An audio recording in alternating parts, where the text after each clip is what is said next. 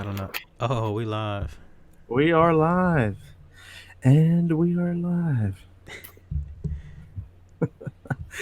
I can never tell. Oh, Yeah, yeah, there we there go. it is. Very We large and in my live. face. Everyday Audios, number 13. Who we got here, Taylor? We have, I don't know. Why don't we let him tell us? Who are you? Mr. Acoustics Amphibians. That's what he's in charge of? Acoustic Yeah, amphibian. that's it. I'm Andy. I'm Andy. That's it. That's it. That's all we Yeah, get. yeah, I'm Andy. Andy. I'm the I'm the AudioFrog dude. yeah. That audio frog dude. One of them. I'm one of the AudioFrog dudes. That's One right. of I them. was actually going to ask you about that. How is that? How's that working? What is that about? What do That you mean? sort of thing. Well, we have two offices. We have an office here in LA, and it's really small, and we have an office in Singapore, and it's also not really big, but bigger than the office here. And I do car audio product development and all the most of the car audio stuff. The folks in Singapore do some of the pro audio speaker development. Whoa! That's a buzzword. That's like Yeah. But setting that's off pro some audio. bells right now. It's, Yeah, it's but real. that's pro It's audio, but it's not pro audio for cars. yeah, yeah. It's real pro audio. Is there any pro audio? Yeah, there is pro audio for We're like cars, going. huh? We're gonna jump right into questions after hearing PA right there. Yeah. It's cringe. I'm sorry. Go ahead. So they do a bunch of pro stuff, and Marcus over there manages international sales for that part of the world, for Asia mostly. And Julia does logistics, and which is getting stuff from over there to over here in giant boats on time. And she does all of the sales admin, all the records and bookkeeping and all that kind of stuff. Singapore. Singapore, They yeah, loud. one of my favorite places. Yeah. Yeah, I've never been. Awesome. the way it's too hot there. The weather is really hot, but Cool. it's lots of fun. The food's great. I think it's the best city in the world to eat in, besides maybe LA. Have you Jeez. ever been to New Orleans? Whoa. Yeah, of course. I like New Orleans too. Okay. So New Orleans maybe number two. Yeah. One Yeah, I like one A. So Andy, for we have a lot of our audience is probably not the people you're used to talking to online. So if you could just, I don't know, maybe We dumb. Huh? We dumb. we're all super smart and Yeah. know everything about everything, 100%. Oh, it's So- all the Facebook guys. Yeah, that's right. If you could just, I know this is going to sound silly, but if you can just like run down your resume for us, tell the viewers who you are, where you came from, what. How you came about the Oscar the Yeah, Grouch I hat? don't- How did I get here? Yeah. Well, my dad was kind of a low budget audio enthusiast. Yes. Ooh. When I was a kid, and he had a lot of records, and he had a little pair of speakers that he really loved. I don't remember what they were. My dad was and still is well, at the time, my father was a pastor and a theologian. And we lived on a little college in just outside of Branson, Missouri. So he's a big music lover, and I guess I caught it from him. And then as I grew up, I kind of became an audio hobbyist, and I was also sort of a budding woodworker, sort of a kid. And we moved to El Paso, Texas, and into an apartment. And I went over, and somebody gave us one of those old record player console things. Oh yeah, the big like. Yeah, the big giant thing. The Oh, big those giant are awesome. thing. Had a TV in the middle, had speakers on either side, and a record player in the middle, and a whole bunch of it was broken, but the speakers worked. So I went over to my grandfather's and used his wood shop to take the speakers out of those cabinets and to make a pair of speakers out of them. Sure. My Because they were like dipole and those things, right? No, no, these were really cheap paper. Paper. It was a three-way. It was a paper cone woofer and a mid-range, and a much smaller paper cone tweeter. I haven't listened to those in God, I have no idea how long. I think by today's standards, they probably weren't very good at all. But I made them, and my dad still has them, and that was probably in 1980, so a really long time ago. I was always kind of an audio enthusiast, and when I, of course, like most of us, when I got a car, that was my place where I could do whatever audio I wanted, whatever audio I could afford, which was not much. I guess I was delivering pizza, and I was going to college, and I got one of those credit card offers in the mail that they send out to all college. Oh no! I thought, awesome, man. So I live in El Paso, Texas. So I took my credit card over to Silo, which was kind of it was a big electronics warehouse, sort of a chain. And I maxed the thing out. I bought a couple of Sony amplifiers. I bought a Sony tape deck. This was before CD, and a couple of Sony amps and a CD or a tape deck, and I bought something else, and then I went over to this audio store in town, and I spent the rest of the credit card on, I think it was a pair of Concord 6x9s and some Concord 6.5s that I installed in the doors. I installed all this in a 62 Harman Ghia that I was driving at the time. So Oh my God, that's awesome. I was delivering pizza. I was delivering pizza, and I was trying to figure out whether I wanted a physics degree or a philosophy degree, and I ultimately didn't get either one of them. Hey, that was the same conundrum I had when I was in school.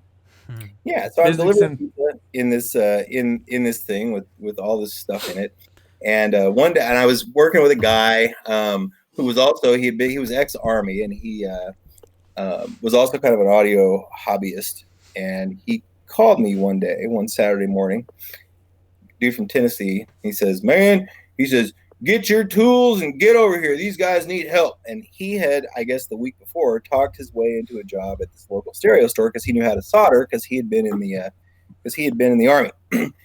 So I'm like, really? So he says, "Yeah, get your tools and get over here." So my tools were a pair of pliers, pair of wire cutters. I think I had a Phillips screwdriver. I definitely had a standard screwdriver, and all this stuff was in a tackle box. So I grabbed my tackle box and I jumped in my Carnegie and I drove over to this store.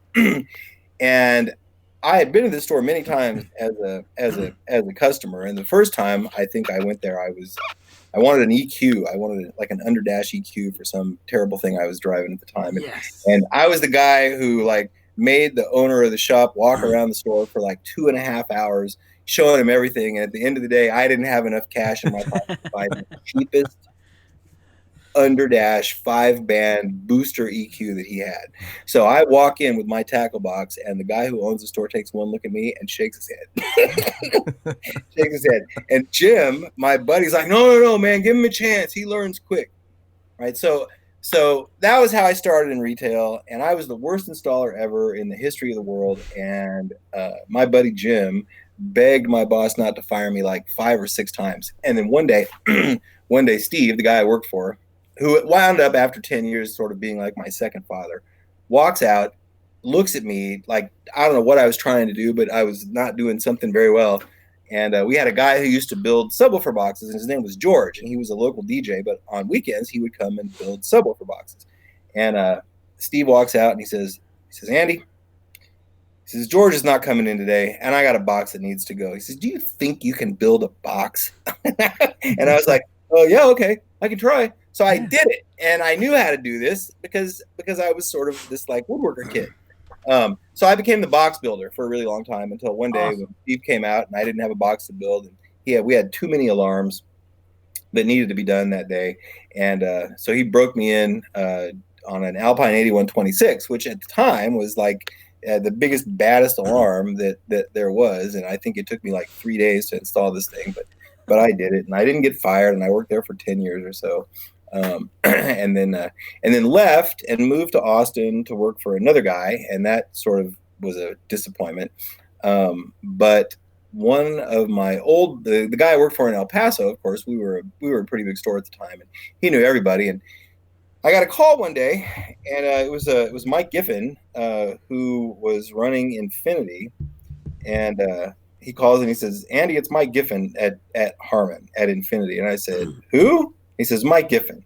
He says, I just talked to your old boss, Steve, who's an old friend of mine, and tried to hire him out of his store to be a product manager. And he told me that he couldn't do it because he had 30 employees and he didn't want to move. But he said he thought he knew somebody who could do it. And he said he gave me your name. Are you interested?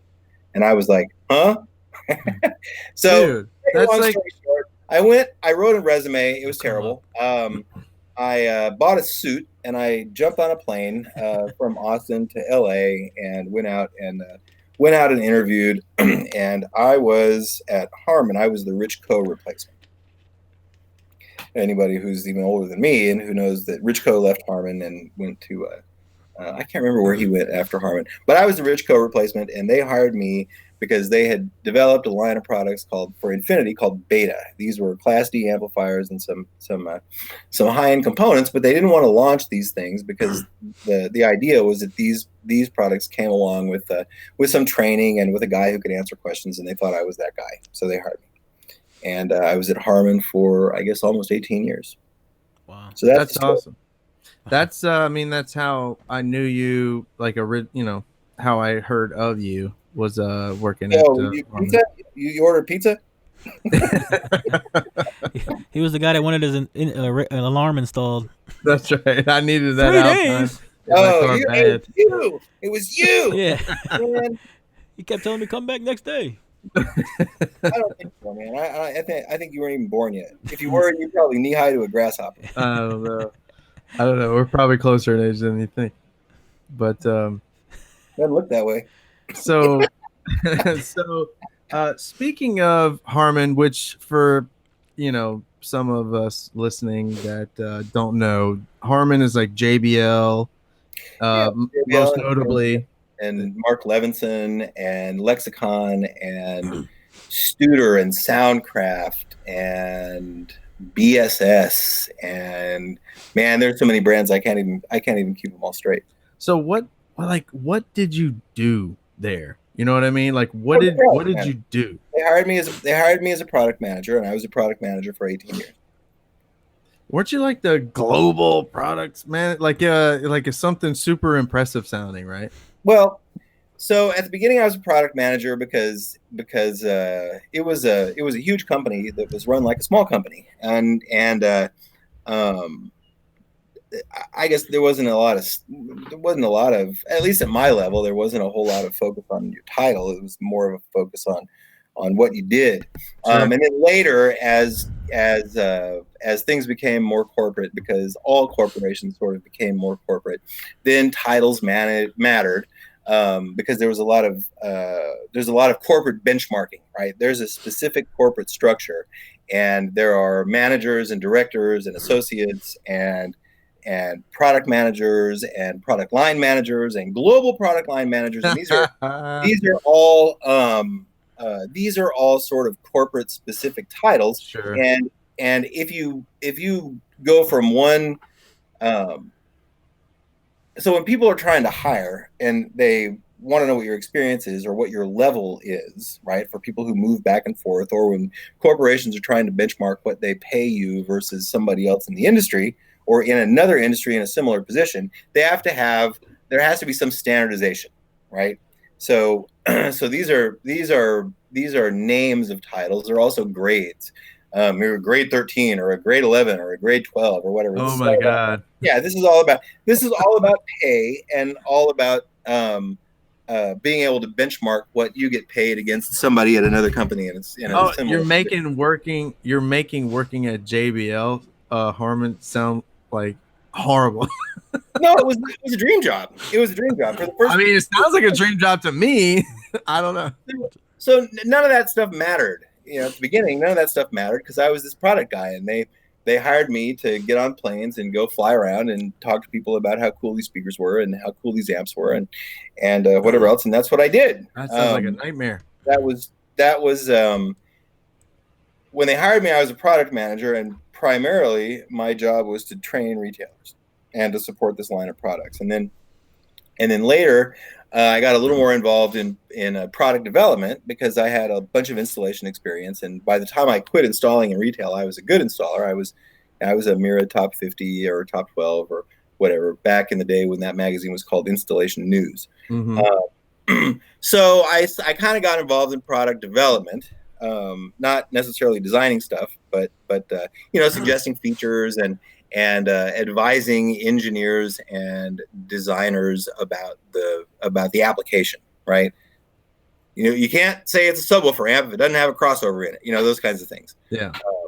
So that was what I did there at the beginning, in terms of product development. And then after years and years and years, I was sort of the de facto manager of the category, which was everything from flying around and doing trainings to financial management. But yeah, but that's all product management. It's all product management. That sounds fantastic. It was fun. And I had my office was, so for part of the time I lived in New York, and I did a week a month. I did a week a month in engineering in LA. So I would fly to LA and stay for a week. And then later, they moved me back to LA, and my office was on the same floor as all of those world-class engineers who taught me a whole bunch of stuff. People like Floyd Toole and Sean Olive. You worked with Floyd Toole? You kidding me? I did. That's insane. And he was always really helpful because I had a lot of remedial questions, man. I was like this kid who thought he knew what he was doing. I was an installer. But these guys, all of these engineers were academics, right? So what I was used to in the Bay is the guy who knew the most was like the king, right? Yeah. And if you knew something that somebody else didn't, the idea was not to share what you knew with everybody. Obviously, keep what you knew so that you could be like king shit. That's right. So I show up at Harman in this engineering department with a bunch of academics, and when academics think that they've like discovered something or made something or whatever, they stop and they run into the room with all the other academics and they say, "Look what I think I just did. It might really Eureka." Eureka, look what I found. Somebody tell me what's wrong with this, right? They're all looking for peer review. That's right. Publish their work. As this kid, this product manager, who was kind of technical, because car audio is kind of a technical business because you have to install stuff. You don't like open the box and like drag away the cardboard like a mattress. You have to install stuff and make it work and whatever. So I was kind of technical, but I also recognized that if I was gonna get help from those people, that I needed to get help in the least burdensome way possible, right? Sure. Which means I didn't knock on Floyd's door and say, "Hey, Dr. Toole, I don't quite understand this." And then after he like stopped doing what he was doing and drew me a huge diagram on a whiteboard, I didn't say, "Boom! Head explode, bro. Can you make a video?" Right? So I kind of recognized pretty early on that I needed to do my best to learn their language, right? Because the easier it was for them to teach me stuff, for sure. The more I thought they might be, the more I thought they might be willing to teach me. Well, it turns out that these people were just great and they love to teach people. But I was really lucky. Because I sort of landed in that job, in that group of world-class engineers who were all really helpful. That's amazing. So it was cool. Amazing. Yeah. And obviously I don't know many world-class like Floyd Toole level people, but the most knowledgeable people that I know are usually the most forthcoming with their knowledge, So I can see that they would be willing to help a noob roughneck installer. I mean, feel good. First of all, they're academics, and secondly, I didn't pose any threat, right? Right, that's true. That's true. Right? I'm not out to undo their invention, man, because I don't know how to spell their invention. What are you gonna do with their knowledge? That's right. So, how did you get from there to AudioFrog? I quit. Peace out. I quit one day. Dude, One day. So I Did had you get a a bunch of 2-day guys. notice? I'm dragging this mofo today. Like, just drag up. I'm out. I'm not going to tell the whole story because it's it's not. I didn't win the lottery. I didn't win Sure. the lottery and like pull up one day in a Lambo and say, "Dude, man, who wants to go to lunch? Because I'm done here." That's Right. not how it happened. Yeah, and I'm not going to tell that whole story, but what I discovered after some amount of time is that what I've really felt like I didn't know, which was the commercial part of the business, because I was always a gearhead. What I discovered at the end is that through a process of not being very well resourced, but being a fairly profitable category, that I had sort of inadvertently learned enough of that commercial stuff to do a brand. And I had a bunch of people, not a bunch, but I had some people who'd been telling me for a really long time, "Hey man, you should do a brand. You should do a brand." I called them and I said, I read a book one day on vacation with my wife on the beach in Hawaii. And after I read the book, I was like, "Oh, well, I think I can do this." So I got that. So I called all these guys and I said, "Hey, I think I'm ready." And they said, "Really?" I said, "Yeah." They said, Hey, "Okay." was that book the Loudspeaker Design Cookbook? No, I read that before. This was another book. Because I read that, I was like, dude, I could totally design speakers. It was a Dr. Seuss book. I think it was Hop on Pop. I was Totally on the beach, I read Hop on Pop, and then I thought, man, I can do this shit. So these guys were sort of game for all of this, and I put together a business plan, and you have to have a business plan so you know what's not going to happen, because that's not what's going to happen. Right. But you have to have a plan so you know how far off of whatever it was that your target was, how far off of that you are, so that you can make some adjustments. So I made a business plan, and some of my assumptions were spot on, and some of them were not. But that's kind of what happened. And so we incorporated, and I spent a year developing products and looking for the right manufacturer.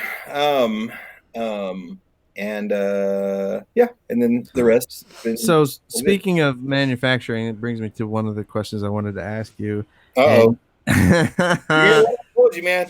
And you've addressed this before on your Facebook, and anyone who's not friends with Andy on Facebook needs to, because he drops some pearls. But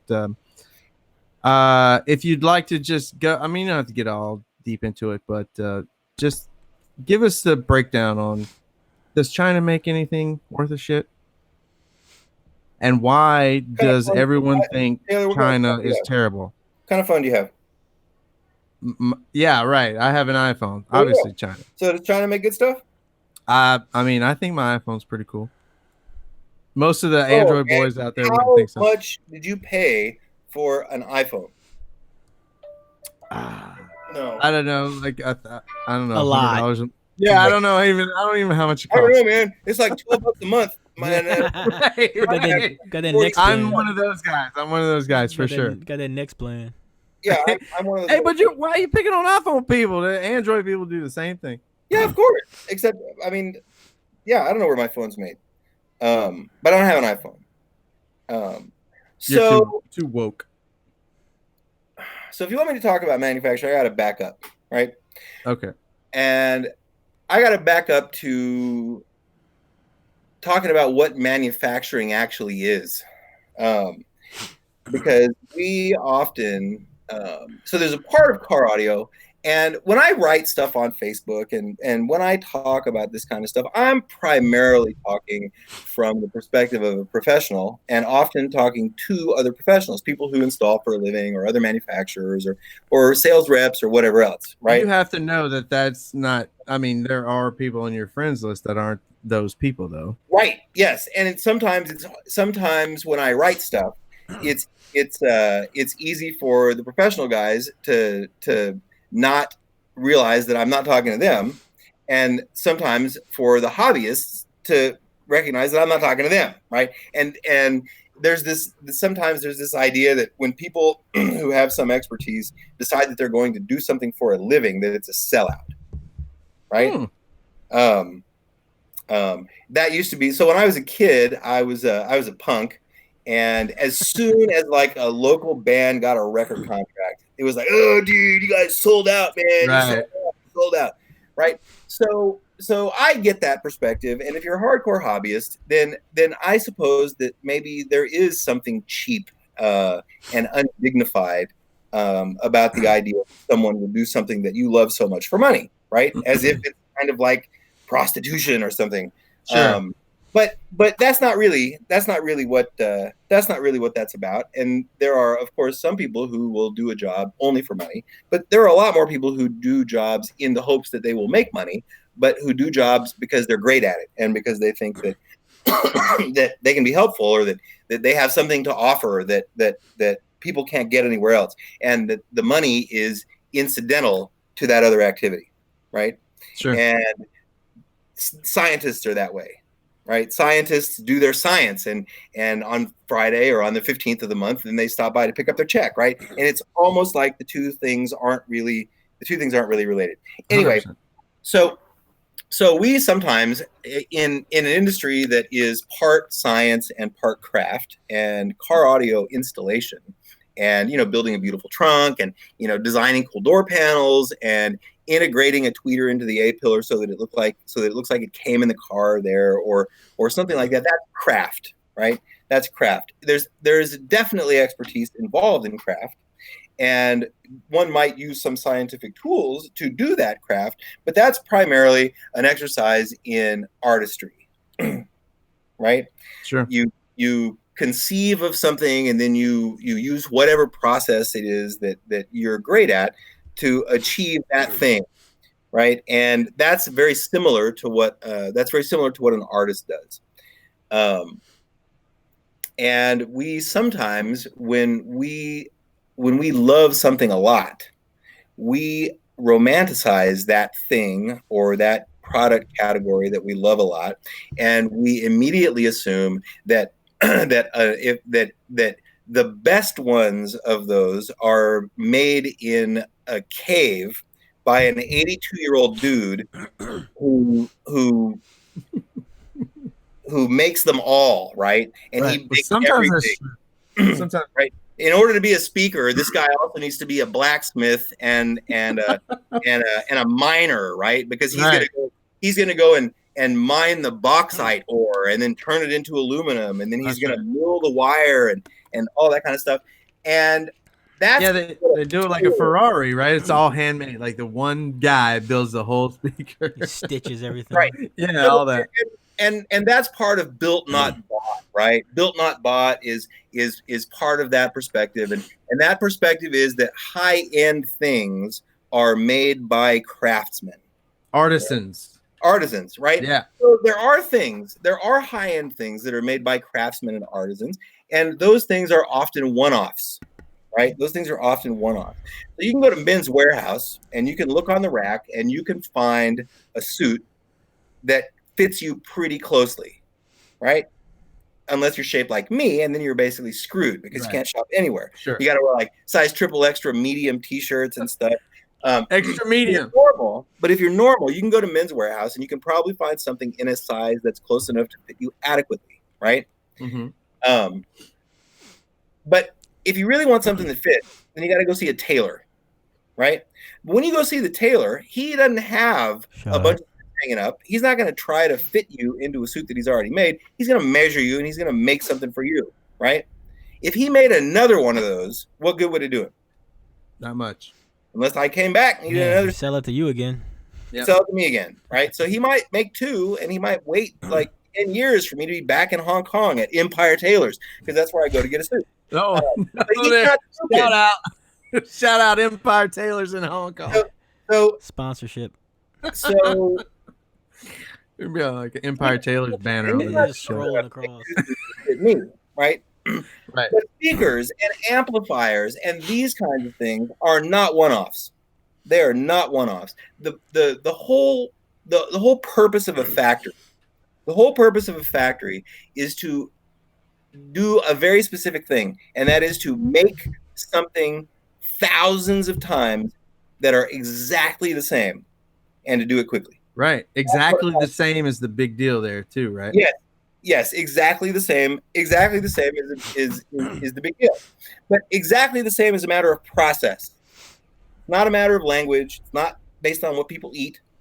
It doesn't really even have anything to do with their government. It has only to do with process and developing processes that can be executed so that this exactly the same thing gets built thousands of times, and then that line can be put away for a month. Right. And then they can pull that line back out and set it up, and guess what they can do? Make this exactly the same thing that they made last month. Thousands of them in like 22 hours, and then they put the line away and they get out another line and they build something for somebody else. Right? So stamp a new logo on it, huh? Well, for people who don't understand what Andy's saying, that last little part, like, the whatever facility is making whatever he's talking about, they make a run. Like, let's say if someone orders 10,000 of something, they make 10,000, and then they make 10,000 of somebody else's something or another. So they have to like set the line, quote unquote, line up. Assembly line. Today they make Ford pickups. Tomorrow they make Ford Focus. This does not happen on the same assembly line. There are jigs, there are tools, there are other kinds of parts that are required to put stuff together. So I would never buy. So I made a one-off, right? I made a 24 channel amp that's in the trunk of my car. And oh my God, I was going to ask you about that thing. A 24? And I have people. Want one. No, you don't. 24? I do. No, you don't, because it won't be reliable. It won't be reliable. So this is a one-off, right? This is not ready for prime time. There is no possibility that I would sell this thing to anybody. Really? It would be a big disappointment. It's like driving a 62 MPV, right? You don't jump in this thing and go down to Ralph's, because every time you jump into it, you got to adjust the carburetor. You got to like pump the pedal, and you got to do the thing and the choke and the whatnot. Yes, the muffler has fallen off, all that kind of stuff. Right. So it's a cool thing, but it is not a high quality thing, because it wouldn't meet the spec if I were to design that thing to have it built, right? You open this thing up and there's point-to-point wiring here and there, and there's a place where I like drilled where I drilled and tapped a hole in the wrong place, right? If you open this thing up, if this had been built in a factory and you opened it up, you'd go, wow, these guys suck. Right? But that's like every one of Mike Dio's prototypes. PayPal claim.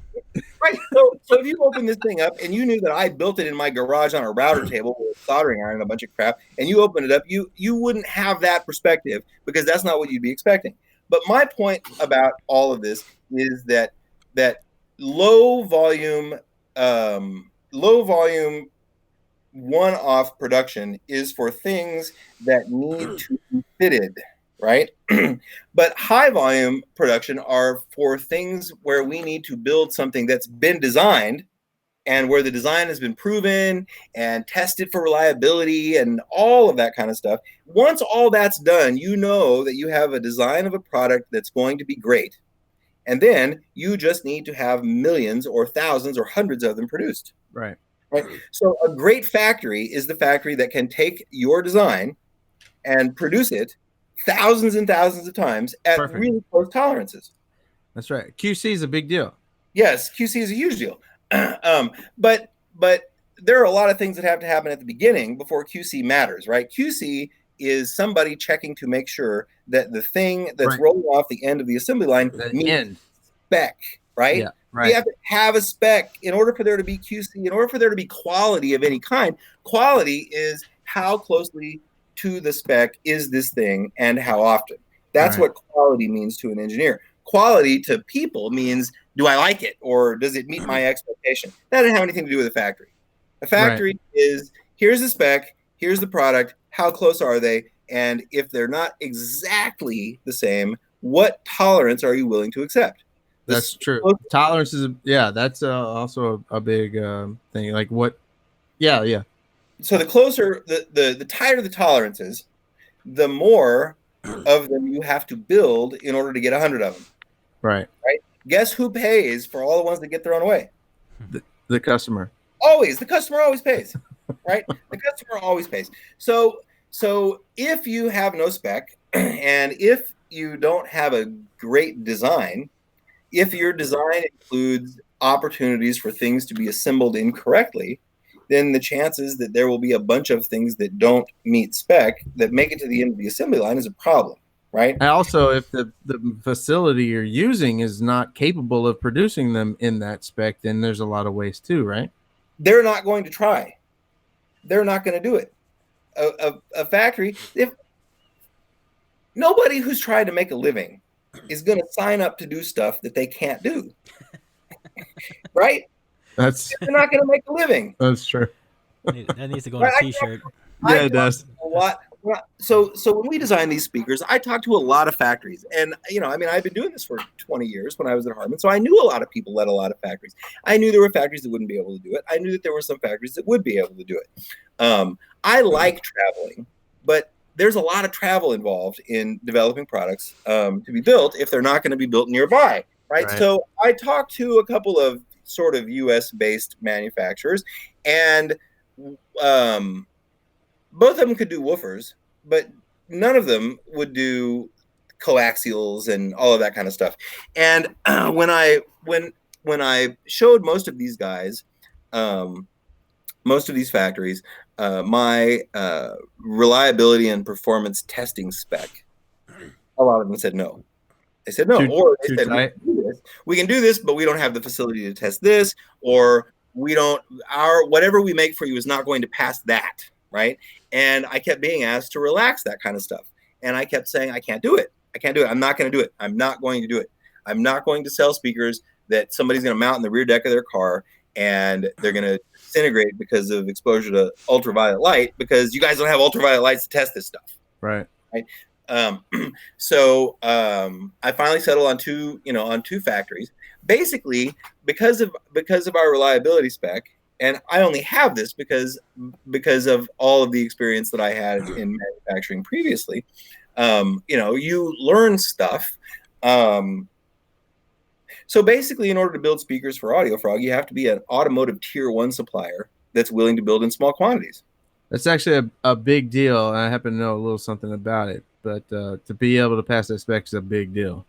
Like so we do heat and humidity and thermal shock. We put stuff on a vibration table because all things, when they vibrate, everything has a resonance, right? So when you glue or when you fail to glue a passive component to a PC board and you stick it in a car and you drive it for 50,000 miles, right?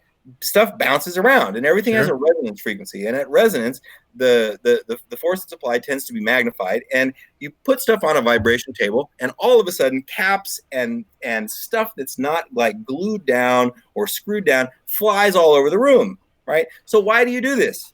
So that customers don't have a problem, right? But it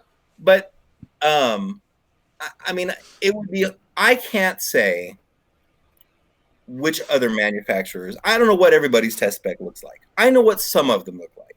I know what automotive OEM test specs look like, but I don't know who tests. I don't know who tests for what, and it's not really my job to know. My job is to develop those kinds of specs so that people don't have stupid problems with stuff that we make. Right? Yeah. You may blow stuff up. Not everything that rolls off an assembly line is perfect. There are going to be small defects, right? But it should be a rarity. So there weren't a lot of factories that were willing to do this for me. So fortunately, I have a really good and have always had a really good relationship with the people who build this stuff. And yes, they're in China. They're in China. I'm pretty sure I've mentioned this on a previous. I mentioned this on a previous podcast, I think, but like they're experts. JL Audio made in China, Rockford 58 made in China. So you guys are gonna have to get over it if you want to be able. iPhones, most Samsung, all that stuff's made in China. If you want to be able to afford what the crap that you enjoy, not that I enjoy sending money to China. Don't get me wrong. I wish people would like make it down the street from my house. I'd just walk down there and pick it up. But that's it's a pipe dream. What are you gonna do? So right, yes, it's a pipe dream. So you look for people with the kind of expertise that's required to build what you require. And it's not enough to find experts, right? It's not enough to find people who are experts. You have to find experts, and then you have to communicate to them what it is that you want them to do. Right. And then you negotiate a price for that thing, right? Yeah. So, Yeah, I mean, if you were to produce your products here, I mean, here or somewhere else, they would be 3, 4, 10 times the cost. You know, we've had this conversation with several other manufacturers on the podcast, and they can't even work with American manufacturers. Just like the prices are retarded. Besides the fact there's no ferrite over here, there's no steel worth of shit over here. What You was- know, Jacobs was like 10 times. 10 times, quote, 10x. you know? Yeah, dumb, so stupid. So, Andy, how involved are you in the actual like design of the products that you have? Like, are you sitting there at a computer doing FEA and modeling and like and stuff like that, or do you have a team of people doing that? Or it depends. I'm a busy guy. I'm obviously, I'm a busy guy, right? So I tend, in order to get things done, I tend to do what I have to do, and to find other people to help me do what I don't have to do, and that in areas where they're experts. sure. Right? I mean, yeah. Why wouldn't you utilize experts in their field? Absolutely. Farm it out. Yeah, exactly. And so yeah, I do a lot of that work. Industrial design, the look of the product, I don't do all of that. I work with an industrial design firm, right? So I have a feeling that you had a lot to do with all the things that come with your stuff. All the extras. the adapters and whatever. Yeah, I was an installer. I wanted to build, Obviously. I wanted to build speakers, and I wanted to include kits that made it possible for DIYers to do something cool. But I also wanted to include a kit that made it possible for professional to do something really cool, without having to have their thumbs cut off on routers and spend hours and hours and hours trying to cut an 1/8 inch chrome ring or an 1/8 inch aluminum ring out of something and then trying to polish it, right? Because being able to stamp that and chrome plate it makes it a lot easier for everybody.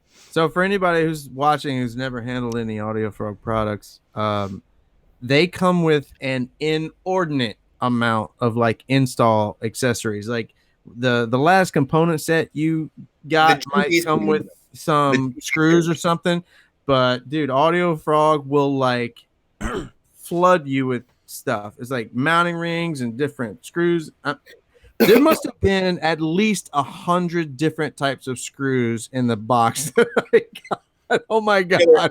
They're 8. My ass. Why are there so many screws in this damn box, man? Hey, give me 4. There's a piece of paper in there with pictures of all those screws and arrows telling you where they go. No, I was Pictures like, what arrows? the crap? I don't, I'm just starting to toss shit to the side. I didn't use a single bit of it. That's just me.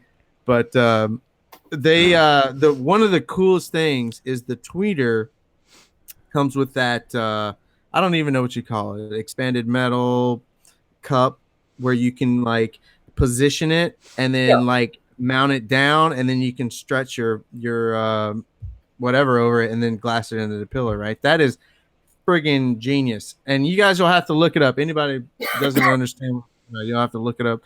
AudioFrog GB15 or GB10, but yeah, amazing, dude. It looks like I want to say plumber strap because that's what comes to my head, but you like bend it. I'm serious, like it comes with 4 legs, and there are 4 legs that look a little bit like plumber strap or like a back strap, right?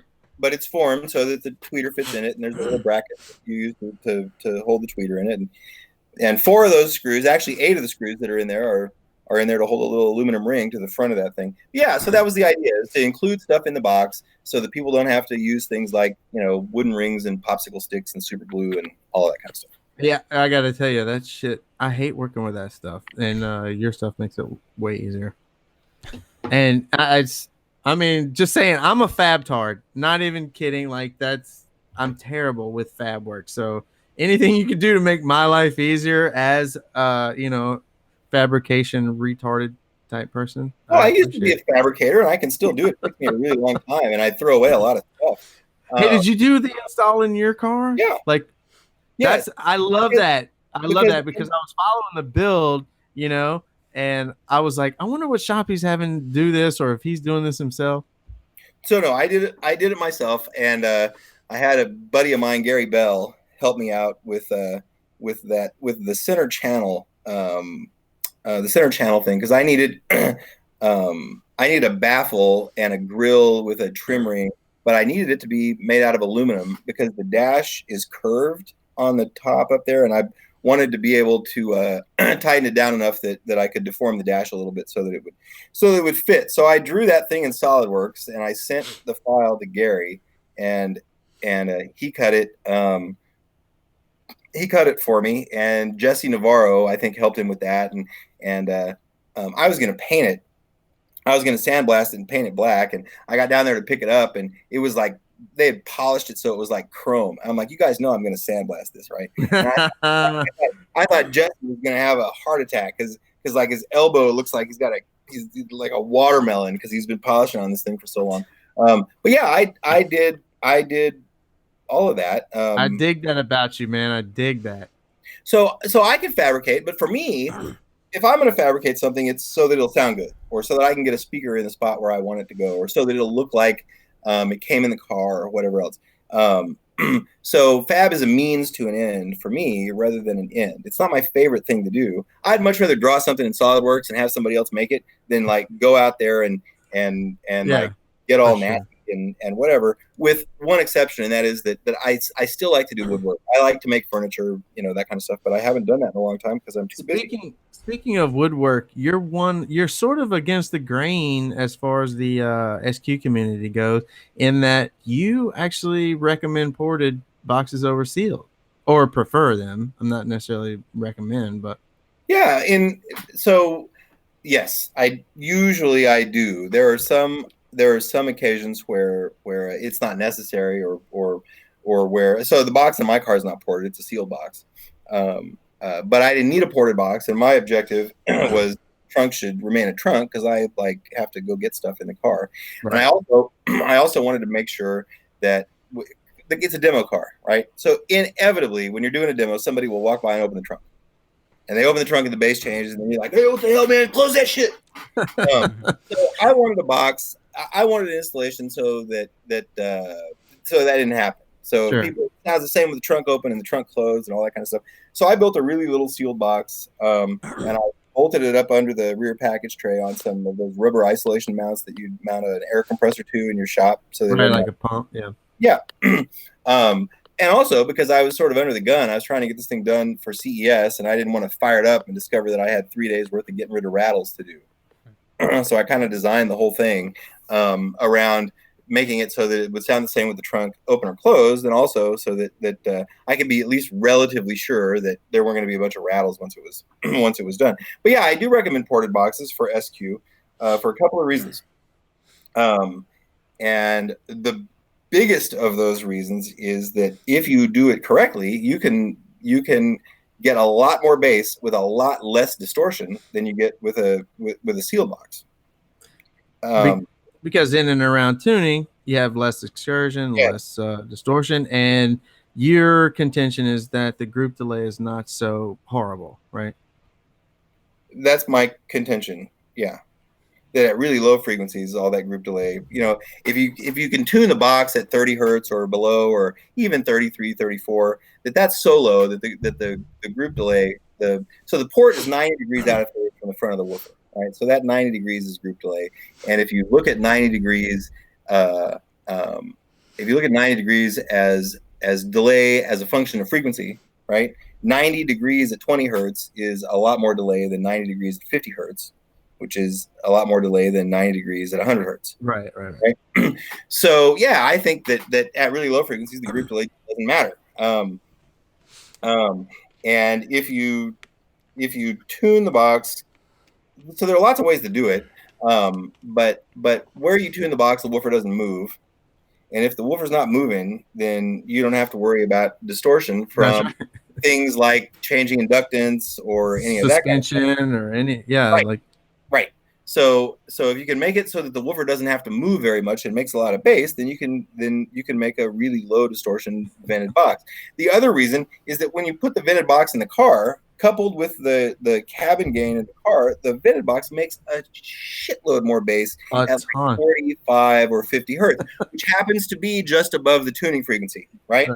So if you build a vented box and you put it in a car and then you use your EQ to remove that giant peak at 40 or 50 hertz, what do? You further reduce excursion for the same amount of output, right? That's right. So that's why I recommend vented boxes. But you gotta know what you're doing. I never recommend a vented box to somebody who thinks that a vented box is a steel box with a hole in it. Right? That shit doesn't work. I mean, that's how I roll. That's all I do. Send it. That shit doesn't work. That's actually how all SPL guys do Yeah. it. They just build a box that fits and then jab a piece of PVC in it. I don't know if you know much about SPL, but it's a lot of duct tape and PVC. Well, yeah. So I mean, I do. I don't know. I don't know enough about it. But when we were when I was at JBL, Mike Bartels used to use our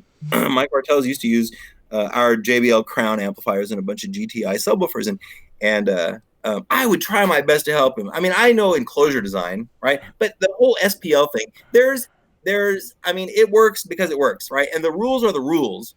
And in order to the rules are the rules. It's physics. The rules are the rules. Right? But I don't know all those rules. I know how to make a box that sounds really good.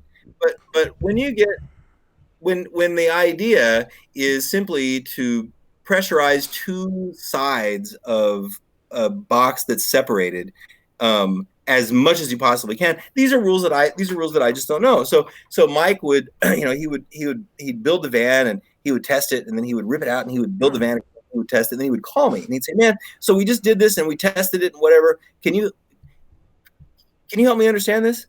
And I'd go, man, I think it might be this, right? But Mike, I'm just not sure. So this went on for a couple of years. And I mean, Mike set world records and whatever else, but it was all him, man. It wasn't me. And at the end, he would call me and say, you probably don't know the answer to this. And I'd say, probably not. Listen, the answer is always sympathetic, in phase, additive resonance. That's it every time. I don't know anything about that. I told you I was going to tell you that, but I don't know anything about that. So I'm not an SPL guy. I know how speakers work. I know how boxes work. All that. Right. Pretty good. But SPL competition is really sort of an edge case. It's like, I mean, it's like nitro fueled dragsters. I don't know. Yeah, absolutely. Yeah. 3 seconds. Yeah, that's actually how I use that analogy all the time. That SPL competitions are like dragsters, and SQ's sort of like NASCAR. All they do is turn left. But Skip is going to ask you all about Pro Audio and why we shouldn't use it in cars right now. Right now. Yeah, so is there a place for Pro Audio? Like the real stuff, not the car audio, Pro Audio. Or is that the same? I don't know. Taylor made a scuff. I didn't make a scuff. But is there a place for Pro Audio in car audio environment? You've seen these guys in SSQ, right? They're referred to affectionately as the loud and clear guys. Yeah. So they're using Pro Audio. I'm not talking about like, horn-loaded compression drivers like we think about, like Stevens Audio or old school Image Dynamics or US Audio. I'm talking like super tweeters, bullet tweeters, and like, lightweight, strong motor PA woofers. So believe it or not, 30 years ago when I was an installer, we did those things. 30 years ago, we were building. And in fact, a lot of the supposed at the time, well, I mean, I don't say supposed, but a lot of the expensive gear that we sold when I was an installer was exactly those kinds of speakers. I mean, we put Electro Voice woofers in cars, and those were instrument woofers, right? Right. And we didn't do any big horns, but we had bullet tweeters, and so we did that. Is there a place for that? Yeah, of course. But I don't think it has anything to do with the car. I think that it has to do with what the system is supposed to do. Right. I mean, right? they're super efficient too. You know, like Yeah, they're I super mean, efficient. And for every speaker, there's a trade-off, and that trade-off is efficiency over bandwidth, right? right, right, So an 8-inch Pro Audio woofer is not an 8-inch Pro Audio woofer that we put in a sealed box and cross over at 50 hertz so we can get the bass in the front of the car, right, because that's not what it's designed to do. It has a short voice coil. It's designed to be used in a vented box. The reason for the short voice coil in the vented box is so that the moving mass can be low, so that the speaker can be really efficient, right, right? So the wider the bandwidth, the lower the efficiency. right, So, so if you're using Pro, so I think that when customers say, when a customer or when a guy in a store identifies this customer as one of those Pro Audio guys, it's because the objective of the system is different, right? Mm. And I don't like throwing around SQ, right? Because to me, everybody's got their own sort of version of sound quality, right? right, The dude who comes in who wants you to install a pair of 15s in his trunk and doesn't want you to bother with the speakers in the front of the car is not going to identify himself as a dude who's not interested in sound quality. right, He just right, happens to be interested in a different kind of sound than what we now these days sort of think of when we use the acronym SQ. right. I Right? think It's a different kind of sound quality. There is really great sounding pro gear and there's really bad sounding pro gear. Just like there's really great sounding car audio stuff and there's really bad sounding car audio stuff. What is the big what is the discerning, like where do you draw the line between quote unquote PA and quote unquote car audio? Well, we've talked about that. Speaking specifically of like woofers, you know, like mid woofers. Well, mid woofers for cars. I mean, unless you're going to like make a door panel and try to get a 10-inch in there, mid woofers for cars 12. are typically designed to be installed in an infinite baffle, which means that the low frequency cutoff for those things depends on excursion. Right? You can't if distortion matters, you can't put a 6-inch woofer in. You can't put a 6-inch woofer in the door of a car and cross it over at 40 hertz if it doesn't have a voice coil long enough to do that with the amount of power that you're going to put on it, right? So if you have a 6-inch woofer and it's got 2.5 millimeters of linear X max and you drive it with a 500 watt amplifier, you're going to kill it, right? You're going to kill it. Or kill your ears.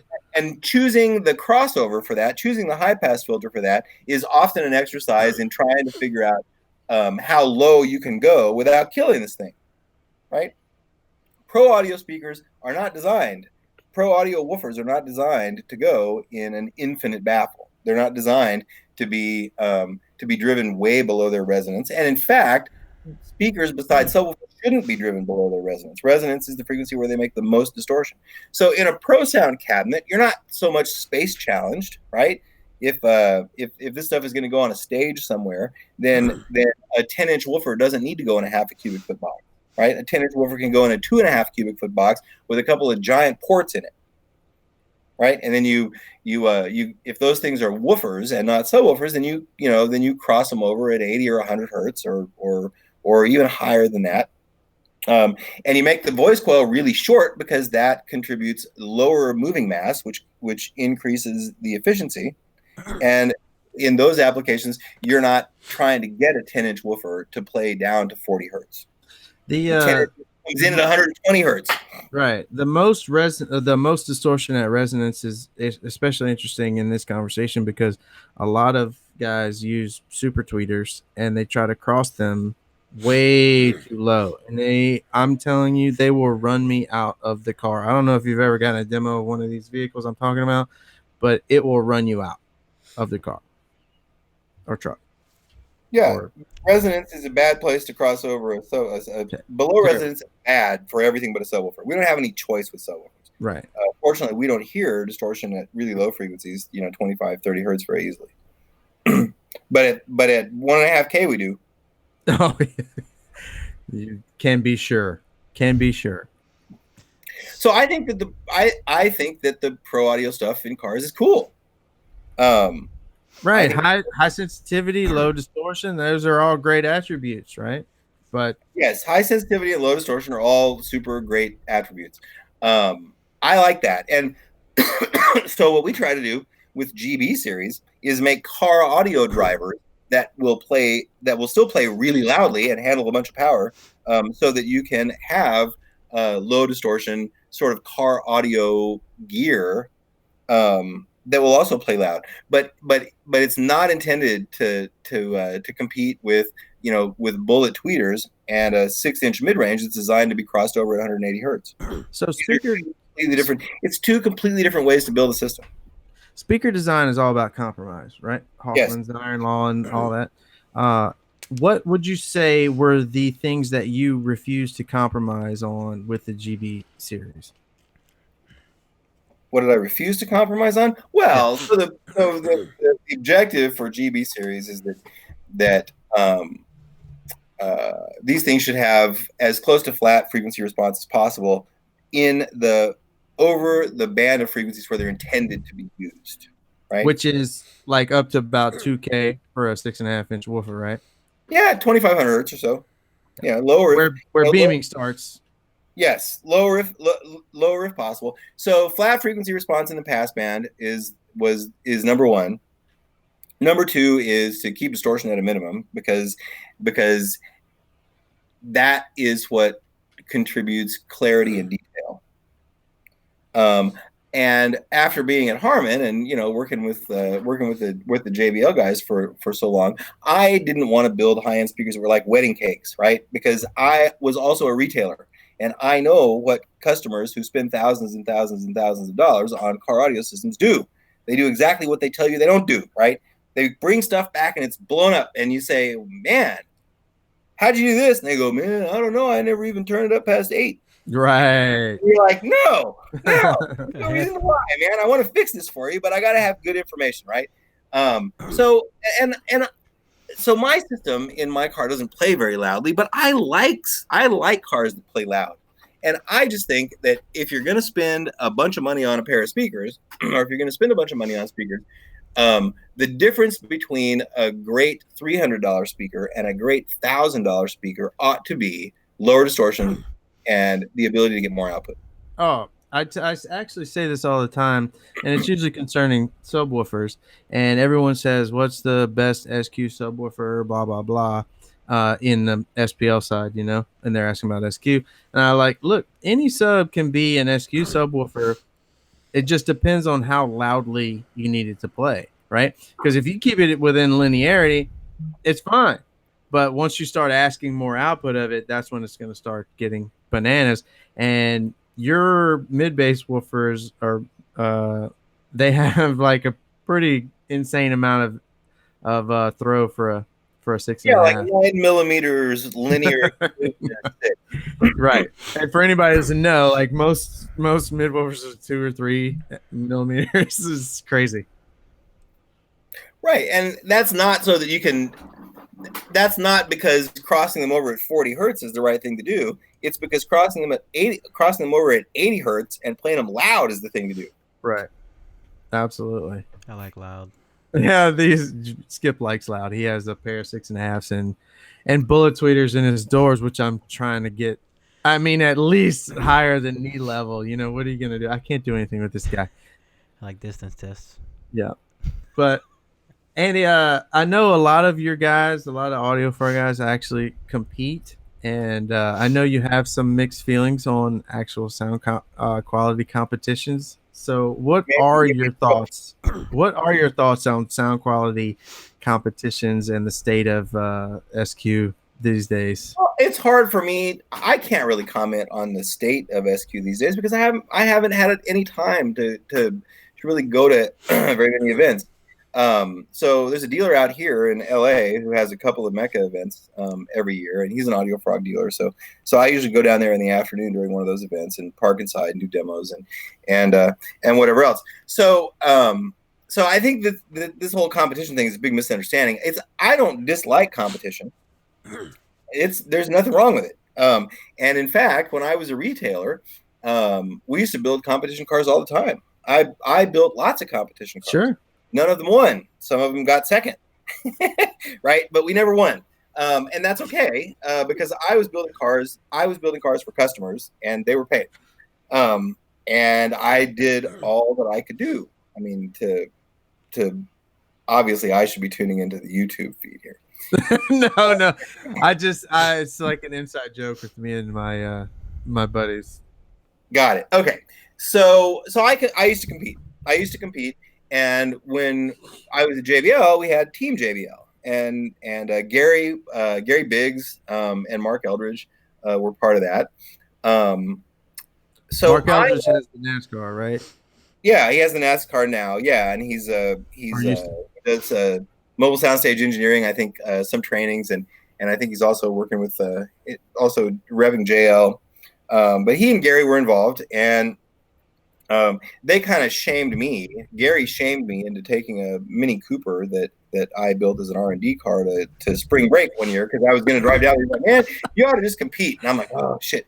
All right, fine. So I'll do it. So I competed, and I basically got killed by Jeff Smith because I had an 8-gauge power wire run to an amp that I was using, which was a all BTL chip amp out of a Range Rover because it had Logic 7. And this was, I don't even remember, 94? No, 2004. 2004, I think, is when Gary shamed me into competing. So I had an 8-gauge power cable go into this Range Rover amplifier that was, I had two of them. It was an 8-channel amp, and because of what it said it was on the box or on the case, because Range Rover, because the OEM guys always overstate power at 1% or whatever. I basically got killed by Jeff Smith because I only had an 8-gauge power wire to this thing, and based on the amount of power that the amp said it did on the outside, I should have had like an odd gauge or. Do we need that much power? That's another question. Yeah, I wanted to bring up. No, but that's a different thing. So Gary shames me into competing, so I start competing and whatever, and we would also do a little tweak and tune for guys on the team and whatever. And I know how to make cars sound great. I know how to make regular music loving customers super happy, but I don't know how to win.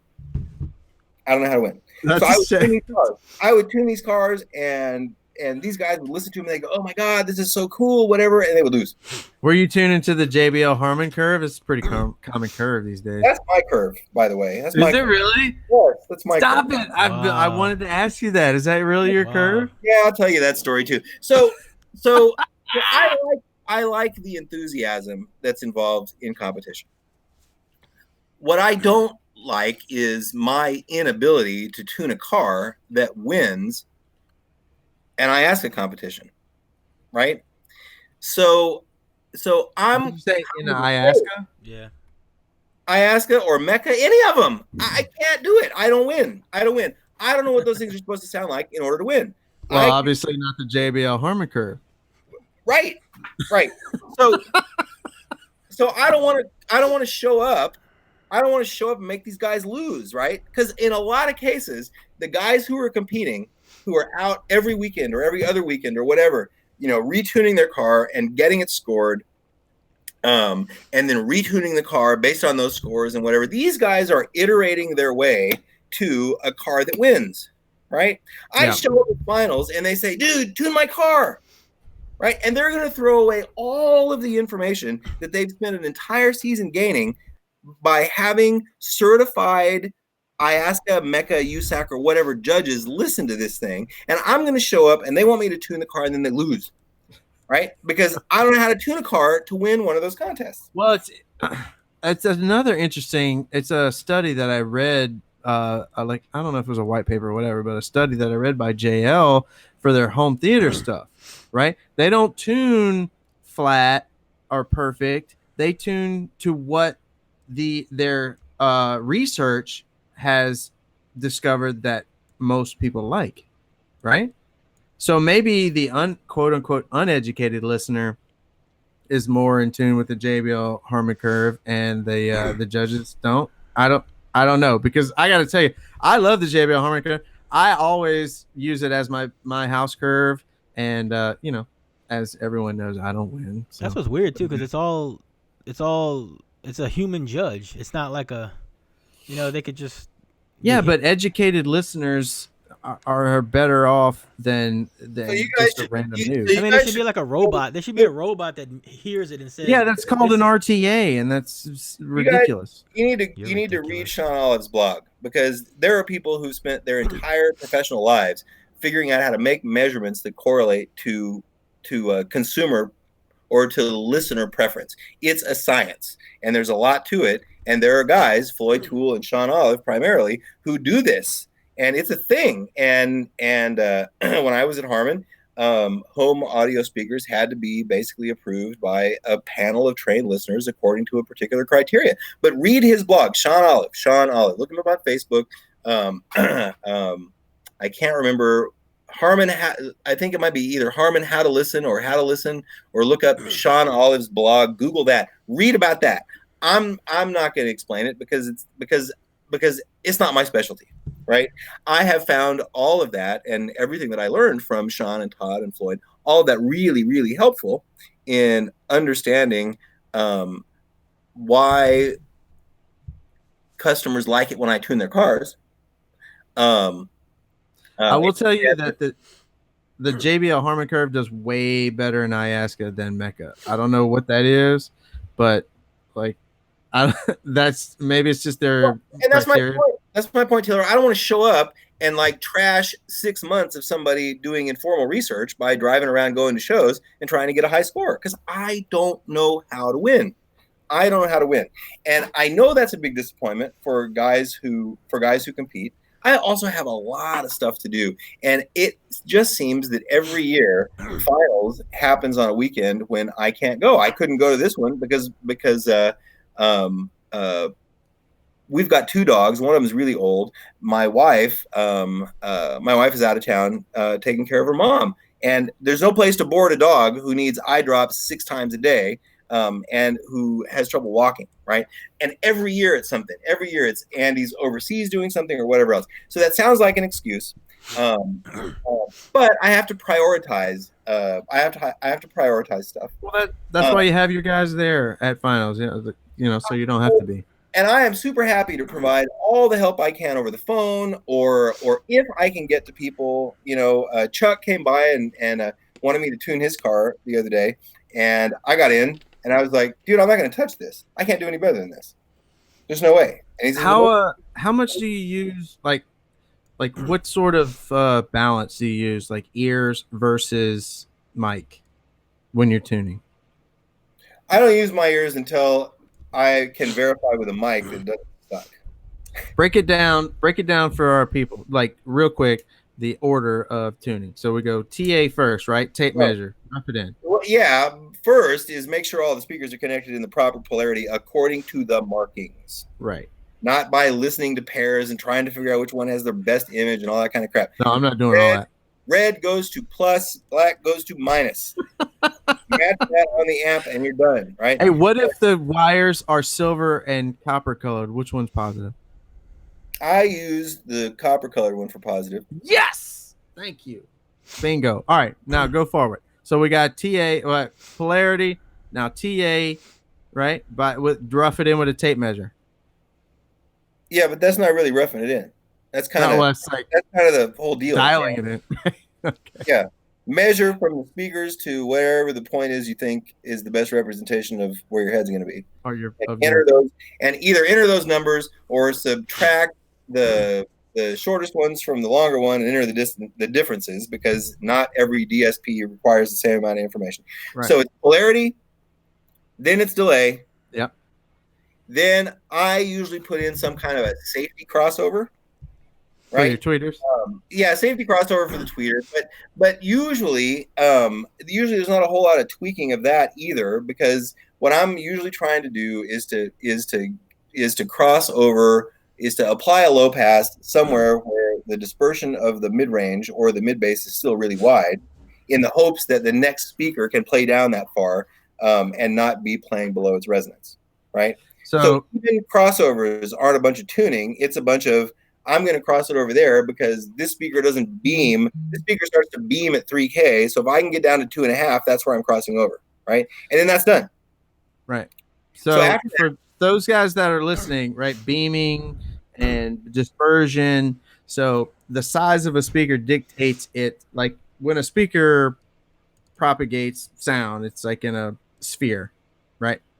And depending on the size of the speaker and the frequency, that sphere will narrow into a beam. So our goal is to get the off axis and the on axis sound the same, right? So our reflections are the same and the direct sound is the same, and that's what Andy's talking about, trying to cross over at a before a speaker Yeah. beams. So speakers are like floodlights at low frequencies, and speakers are like flashlights at high frequencies. Right. And it's a gradual transition from spherical to hemispherical, and then to a fairly narrow dispersion at really high frequencies. It's a gradual thing.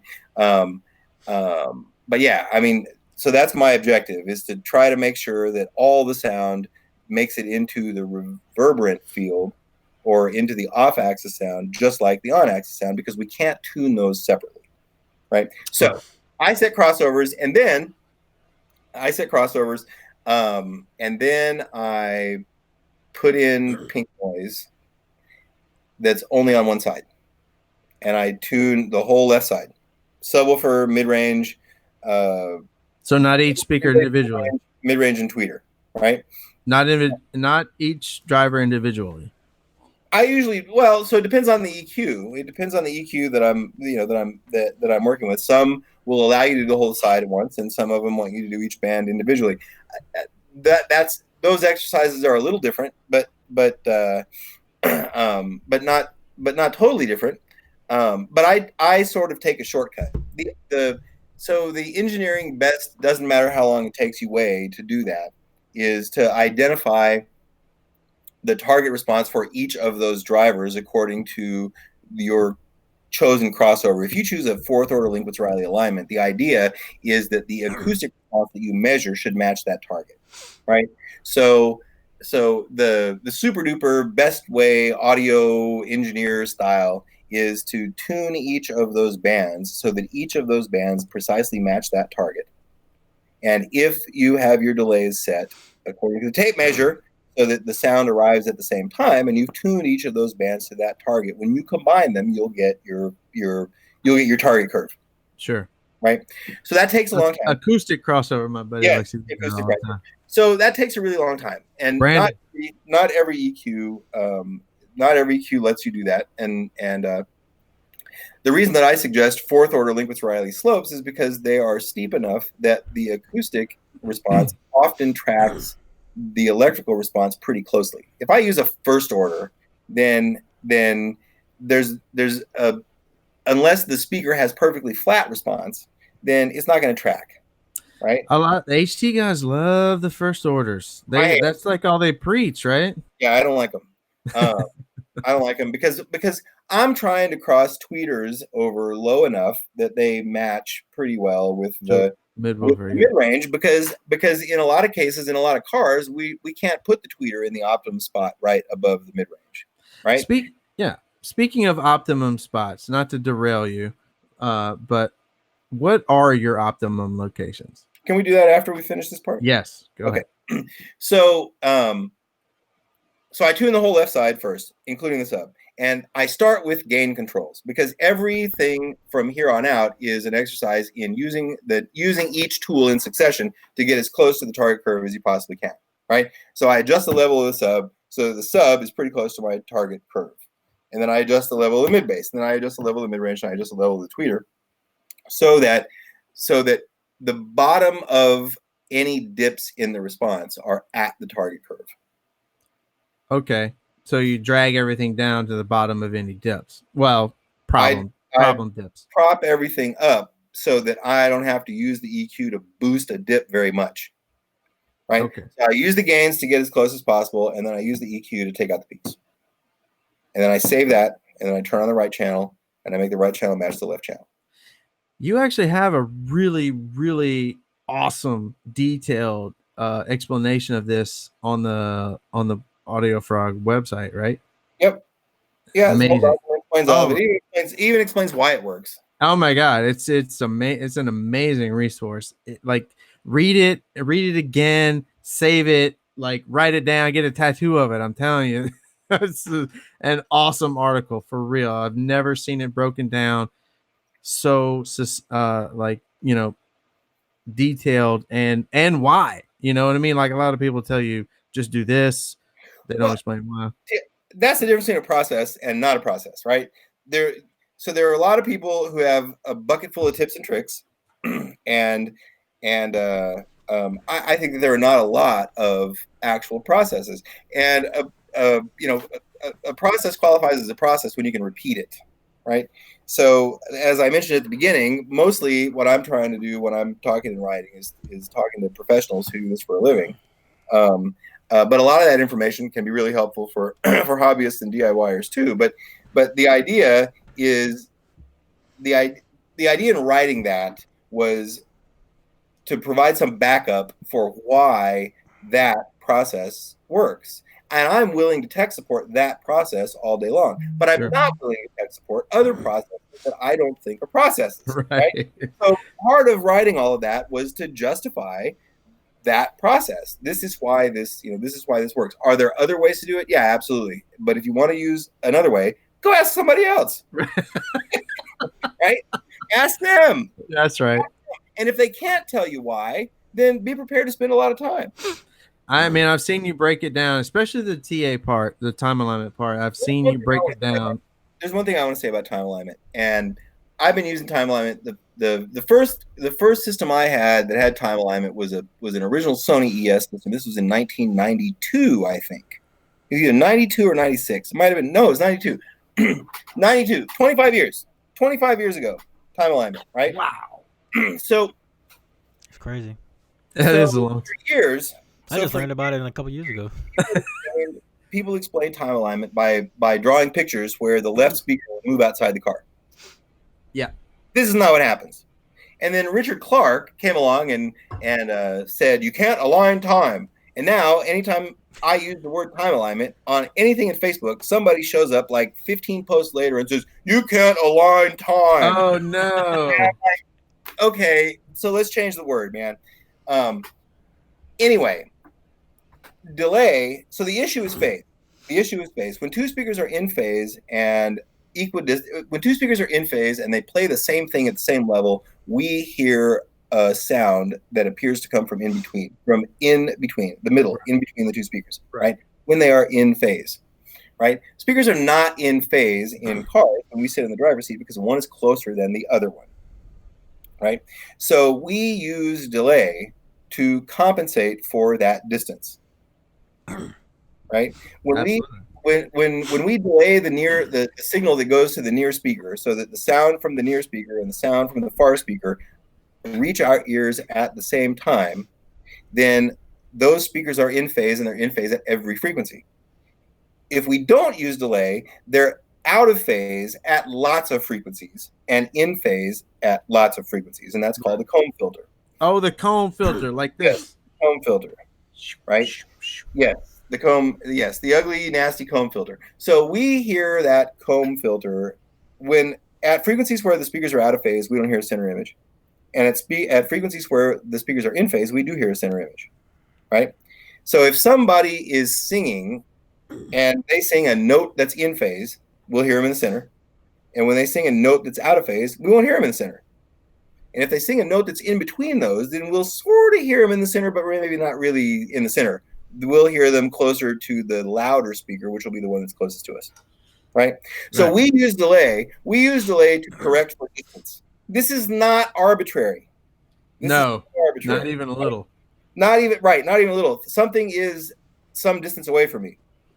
Regardless of what Carl Jung decided was a good exercise, which is to say, if I walk halfway to the wall, I can never reach the wall. I never get there. Never get there because you go halfway in and halfway. Bullshit.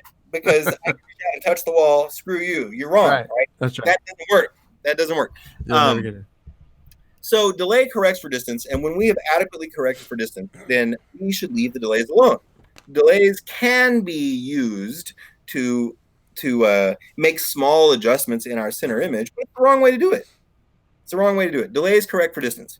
So my suggestion with delays is set it with a tape measure and leave it alone, because if you've measured correctly, your delays are not the problem. I think the problem is that people aren't setting them correctly. So look, I'm a noob.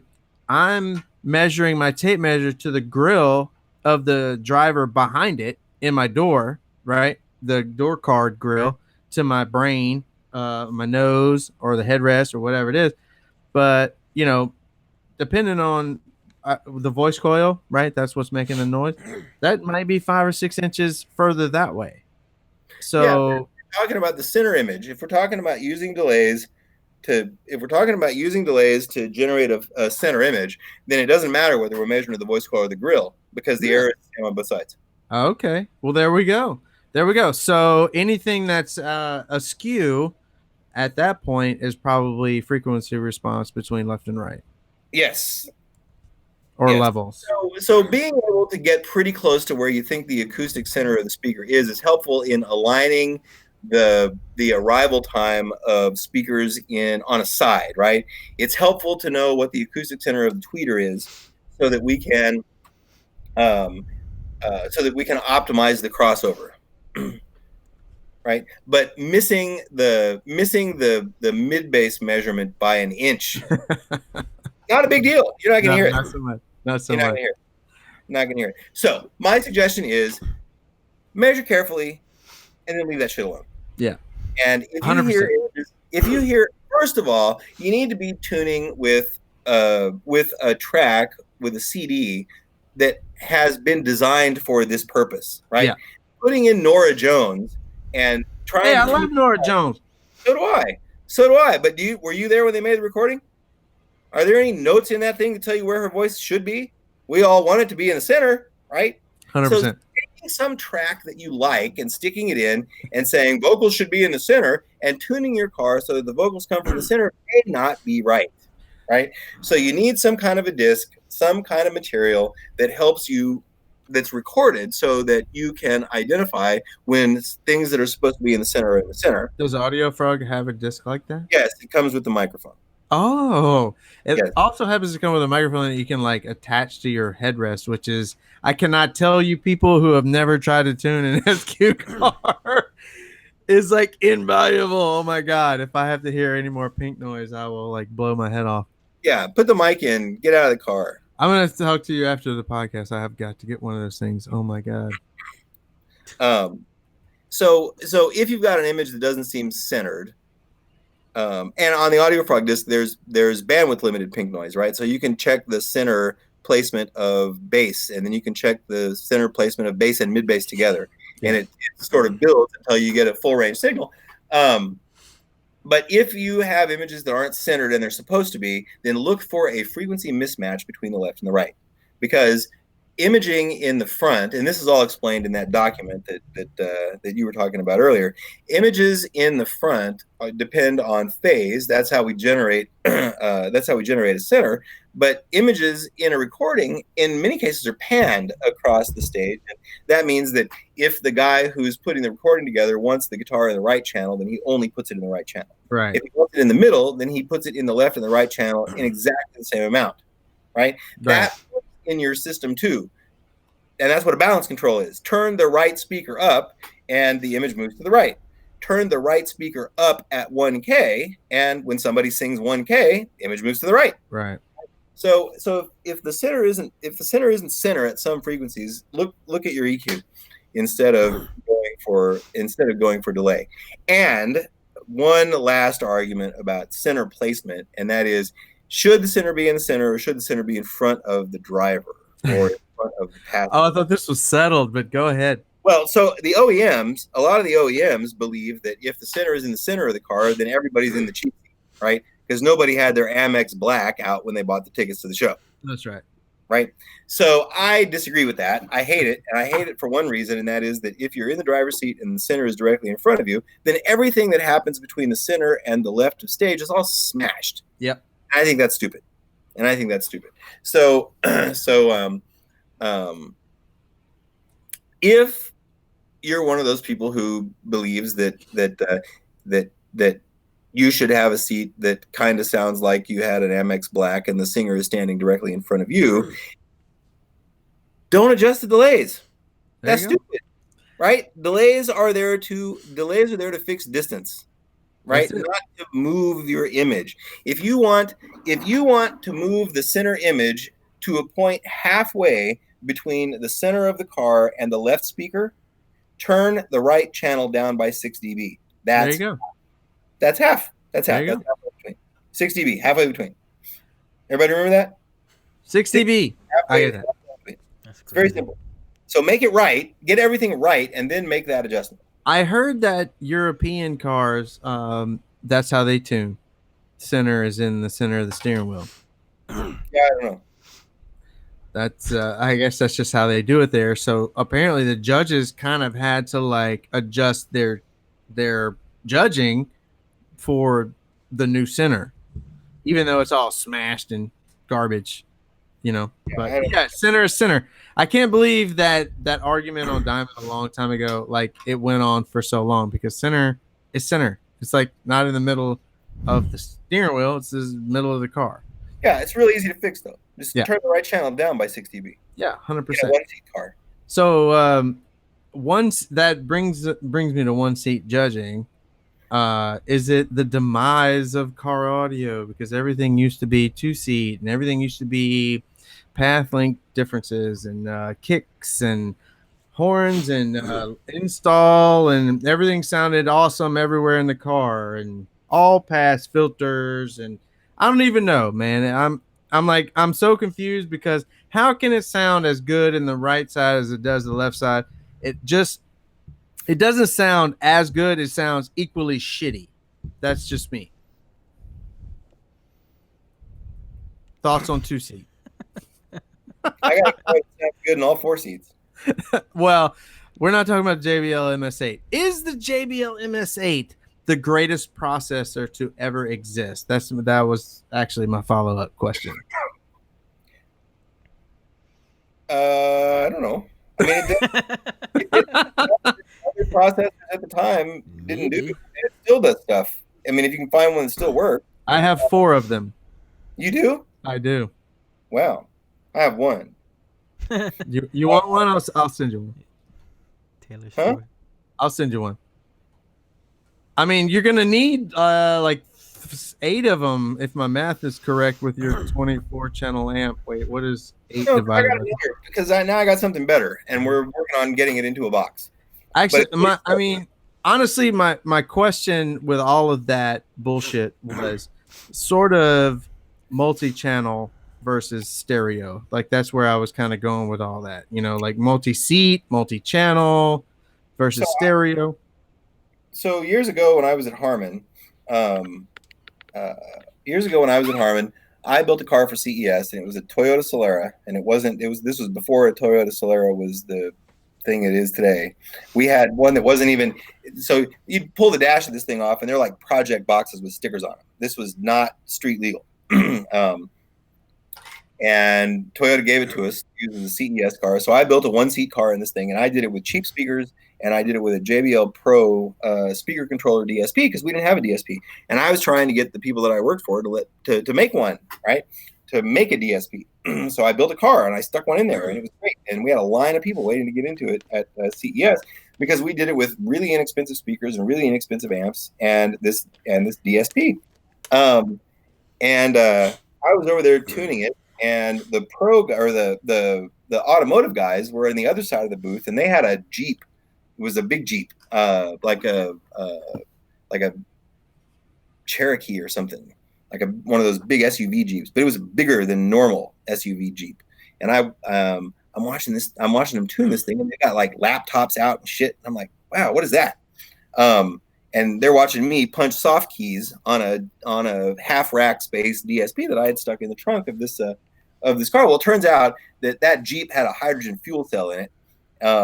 And it was their booth car, but they were tuning OEM amps using a PC. And one of the guys, Phil Simpkins, walks over to me and goes, "Hey man, I'm Phil. Who are you?" I said, "I'm Andy." He says, "You do aftermarket, right?" I said, "Yep." He says, "Man, you should come over here and check this out." So I walk over there, and they've got tools like, I'm like, holy cow, man, I want that, right? So they're showing me around the user interface and all kinds of stuff, and I'm like, wow, that's really cool. So we do the show, and they had a lot of people in their Jeep. I had a line of people waiting to get in our aftermarket car, and so I got home from CES, and like 3 days later, a giant box. There's a giant box in my office. So I opened up the box, and it's a whole bunch of OEM amplifiers and connectors, and there's a CD with the tuning tool on it, and there's a 6 mic array and a multiplexer, and there's a note. There's a note, and the note said something like, I don't remember exactly what it was, but it was basically, hey, here's some stuff for you. Next time you're in Indiana, come by and see us, and we'll teach you how to use it. Dude, a multi-mic array? Holy crap! I still have it. I still have it, and I still use it. So I get this box, and I have this note, and it's an invitation to go have a bunch of dudes teach me how to do something really cool. So I go to my boss, and I'm like, hey, I have this big box down here. And he says, yeah, I know. They told me they were going to send that to you. He says, did you get your plane ticket yet? And I said, no. I said, I'm up here asking for a plane ticket. And he's like, yeah, go get a plane ticket. So I buy my plane ticket, and I go over there, and I spend 3 or 4 days with those guys at OEM, with them teaching me all this stuff. And then I guess the next year we had some kind of a conference, and the conference was in Connecticut at Lexicon. So here I am with a bunch of guys at Lexicon sitting in this tech conference thing, because I was the aftermarket car audio guy. And after it's done, this guy walks up to me and he says, hey, you're the aftermarket guy. I said, yeah. He says, hey man, I want to play something for you. And I said, yeah, okay, cool. Who are you? He says, I'm Dave Griesinger. I'm like, oh, okay. Hi, Dave. So we go out to his car. It was literally the ugliest installation I had ever seen. But this was Dave's experimental car, because he's the guy who invented Logic 7. Oh, here we go. Yeah. Because I didn't recognize the name. Right. I don't know. I mean, so I go and I sit in this car, and I'm like, so I wasn't really crazy about the bass and all that kind of stuff. But man, if it wasn't cool, and it was cool in the driver's seat, and it was cool in the passenger seat, it was cool in the back seats, and I was hooked, right? I was hooked. I came home, and I'm like, man, that's like the coolest thing I've ever heard in a car, except I didn't really like the bass. So after that CES, I kept harping on these people to do a DSP. Man, we want to do a DSP. We want to do a DSP. So I finally get called into my boss, into Mike's office, and he says, I'm not going to let you do a DSP until, because he says we're not doing DSP your way, because there's only one of you, and there's no way that you're going to be able to fly all around the country and teach people how to do this. So I'm not going to approve your DSP until you can figure out a way to make a DSP that tunes itself. Oh. And then I'm like, what? And he hands me a piece of paper, and he says, call this guy. And I said, huh? He says, yeah, call this guy. He's waiting for you to call. So I take my Post-it back to my desk, and it says Ulrich on it, and the number is the switchboard number for the office in LA. So I call, and Ulrich picks up the phone. The guy's now one of my best friends. Ulrich picks up the phone, and he says, I said, hey, Ulrich, this is Andy. He says, oh, Andy, the aftermarket car guy. He says, yeah, Mike said that you were going to call. I have something that I think you need. And he had an algorithm that would tune a room automatically. Ooh, it's a little different. Tuning a car and tuning a room are a little different. And he says, it sounds like you have an interesting project. So I said, well, yeah, maybe. Do you think we can do it? He says, oh, yeah. He says, it's trivial. We can do it. No problem. And I'm like, trivial? Yeah, right. Here's to learn how to do this. Trivial. So I had this Mini Cooper that Gary shamed me into competing with. They had Logic 7 in it, because I used a couple of these Range Rover amplifiers from the OEM guys. So I had Logic 7 in there, and I had tuned it. So Ulrich and Ashish, one of his buddies who's a mathematician, came to New York, and we made, I don't know how many measurements of the sound of my car, EQ'd and not EQ'd. Right? I've seen those. With the EQ, this tweeter without the EQ, that tweeter with the EQ, that tweeter without the EQ. Hundreds and hundreds of measurements. And I took them out to dinner, and then they went home. And then like a week later, I get an email, and in the email is one PDF document of 2 curves, and one of them was my curve that they had measured, and the other one was their curve that was better than my curve that they had generated in MATLAB. And the email was basically, okay, we know how to do this, and frankly, our algorithm does a better job than you do. Oh, said, really? Cool. So then I went in and I said, okay, so these guys can do it. And they said, okay, fine, we'll approve the project. And that's how MS8 started. Jeez. That's Yeah, that's a great story. That's a bad. It took a long time, like 7 years to develop this thing, and it almost got killed a whole bunch of times. And I don't know whether it's the greatest processor ever. It certainly did some stuff that other processors still don't do. Still don't do. It obviously didn't make everybody happy, and there were some systems that it hated. Right? It always sort of screwed up BMWs with the subwoofer in the trunk and the mid bass under the seat, and part of that is because of the way the algorithm sets the level for the subwoofer. So there's some stuff that could have been changed and improved and whatever else. When it came out though, didn't you guys stick it in a BMW and some amps and like get the highest score ever or something crazy? Yeah, Gary competed with it at Spring Break, I think, and won.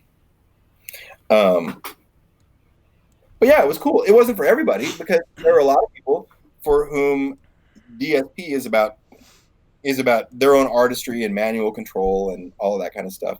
And one of the things that I learned in doing that project is that people who do installations, and frankly, some hobbyists like to be successful, but they like to feel powerful. Right. Yeah. Right. I mean, they're all fiddlers. They're all fiddlers. They want to pull half a dB out at 1.6K. Right. And there was a tool in there to allow you to do that, but at the time, and that tool was the 31 band EQ, but at the time, it was all about you need dual 31 band EQs. Well, in this thing you really didn't, because the auto EQ would match the left and right, and the 31 band EQ was just a way to change the target curve after the fact, but MS8 would allow you to be successful pretty often, so long as you built an audio system that it was designed to support, right? One tweeter as a center channel, and like one subwoofer under the driver's seat, and then another in the trunk. And those kinds of systems it couldn't do, because that's how it was, right? So it would allow you to be successful pretty often, but it often left people feeling not very powerful. Yeah. Right. No, I get that. Yeah. I get that. I've owned standalones, like a lot of different standalones, including the MS8. And you know what? We joke, you've probably heard this before, but we joke amongst ourselves that the MS8 is sort of a gateway drug into SQ, because it's sort of intimidating at first, like all the tuning and the so many bands and lots of time alignment and whatever, and so the MS8 is like super easy. You set a couple things up, you do a couple of sweeps and blips and bloops, and it's all set. That's it. And you're like, holy crap, that's all? That's it? That's all I needed to do? But then after a while, you're like, oh, I just want to make this one little adjustment. Right. So SQ guys, they're fiddlers. They've got to be able to touch stuff. So it has a target, right? Any algorithm is a set of rules that gets you from point A to a very carefully defined point B. Right. And part of the job of a product manager is to try to figure out so when you write a spec is, and we talked about this at the beginning when we were talking about manufacturing, a spec is what is this product supposed to do, right? So a spec is not about consumer preference, right? So that Harman JBL curve thing was a curve that I used for years and years and years when I was a retail installer, to basically make customers happy. And for an algorithm, you have to define a target, right? So I said, we'll use this target, right? And then the research guys, Floyd and Sean, came in and got wind of this and said, how did you arrive at this target? And I said, well, it's kind of experience, but I don't have a lot of data, right? I didn't collect data. I just know that when I use this, that lots of people are happy with this. That's right. And they said, well, we're going to have to research that. And I said, oh, cool. That would be great. I would love that. That'd be awesome. But I have a product to develop. So we're going to continue developing with this target. And if your research turns up something else or that you don't agree with this, then we'll change it, right? Cool. So they did research and we continued working on the product. And they came to me one day and they said, well, you're right. And I said, cool.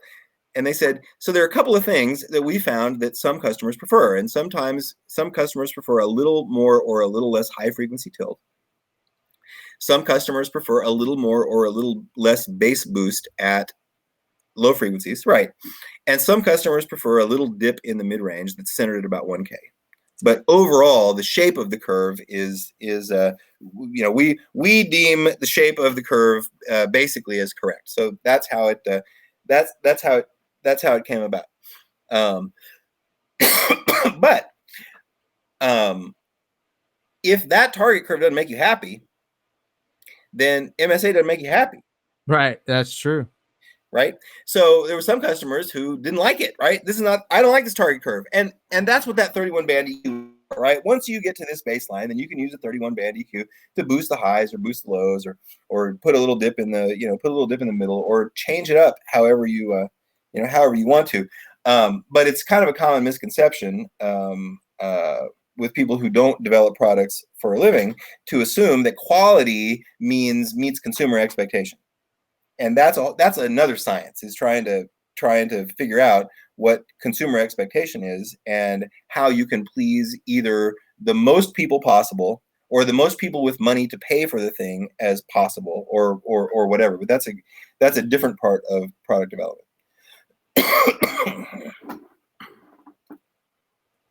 All right, so are y'all coming with a processor? Don't smoke, boys and girls. No, that's right. Tell them. Is AudioFrog coming out with a processor, and is it just going to be an MS8? It is not going to be an MS8. It is not going to tune itself. It's not going to tune itself because, from my perspective, there are more guys more techs working in the bays now who have a better understanding of how to tune a car than there used to be. Frankly, an auto tune is a really, really hard thing to do. It's really hard. And I got to work with like the king of auto tune. Ulrich Horbach is Dr. Ulrich. This guy is a whiz. Right? This is what he does. I don't have access to that. I can't pull off an auto tune that works. Is there any other auto tune that has binaural mics? Like, I can't think of any. Oh, so the reason that mic is binaural isn't because we didn't do it because it was a head mic. There's no advantage whatsoever to tuning with a head mic. None.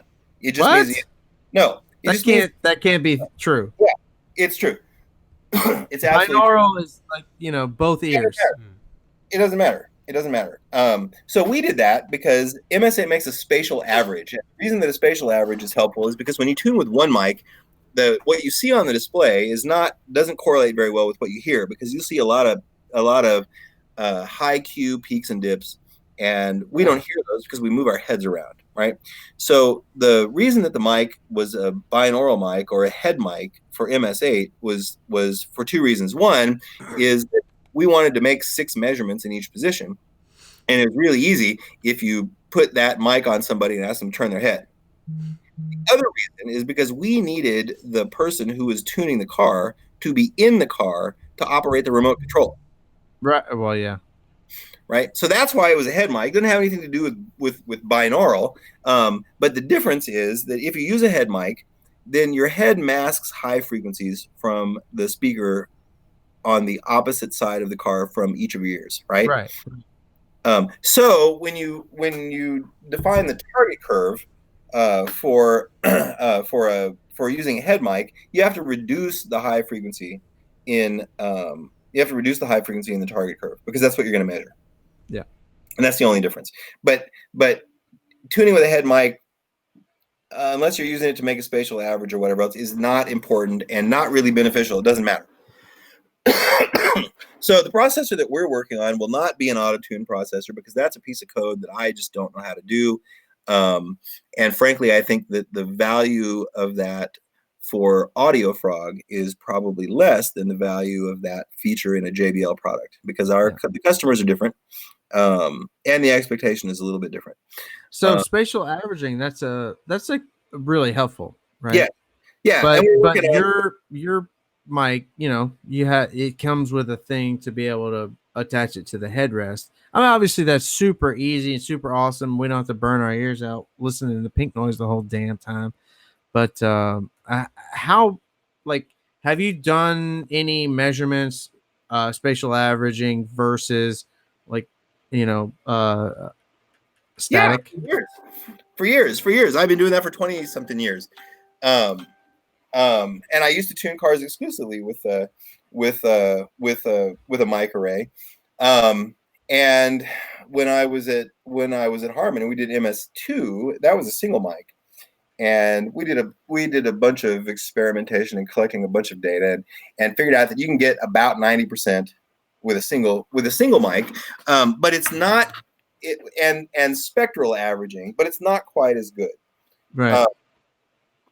So I'm working on. In fact, I brought a prototype home. I was going to tune my car with it. So I have this old mic array and multiplexer that I've had for years and years and years that those dudes sent me in that box. And UMI1, which is that single mic, has been pretty popular. And I think that for getting started, it's a really good place to start. You can do a really great job with that thing.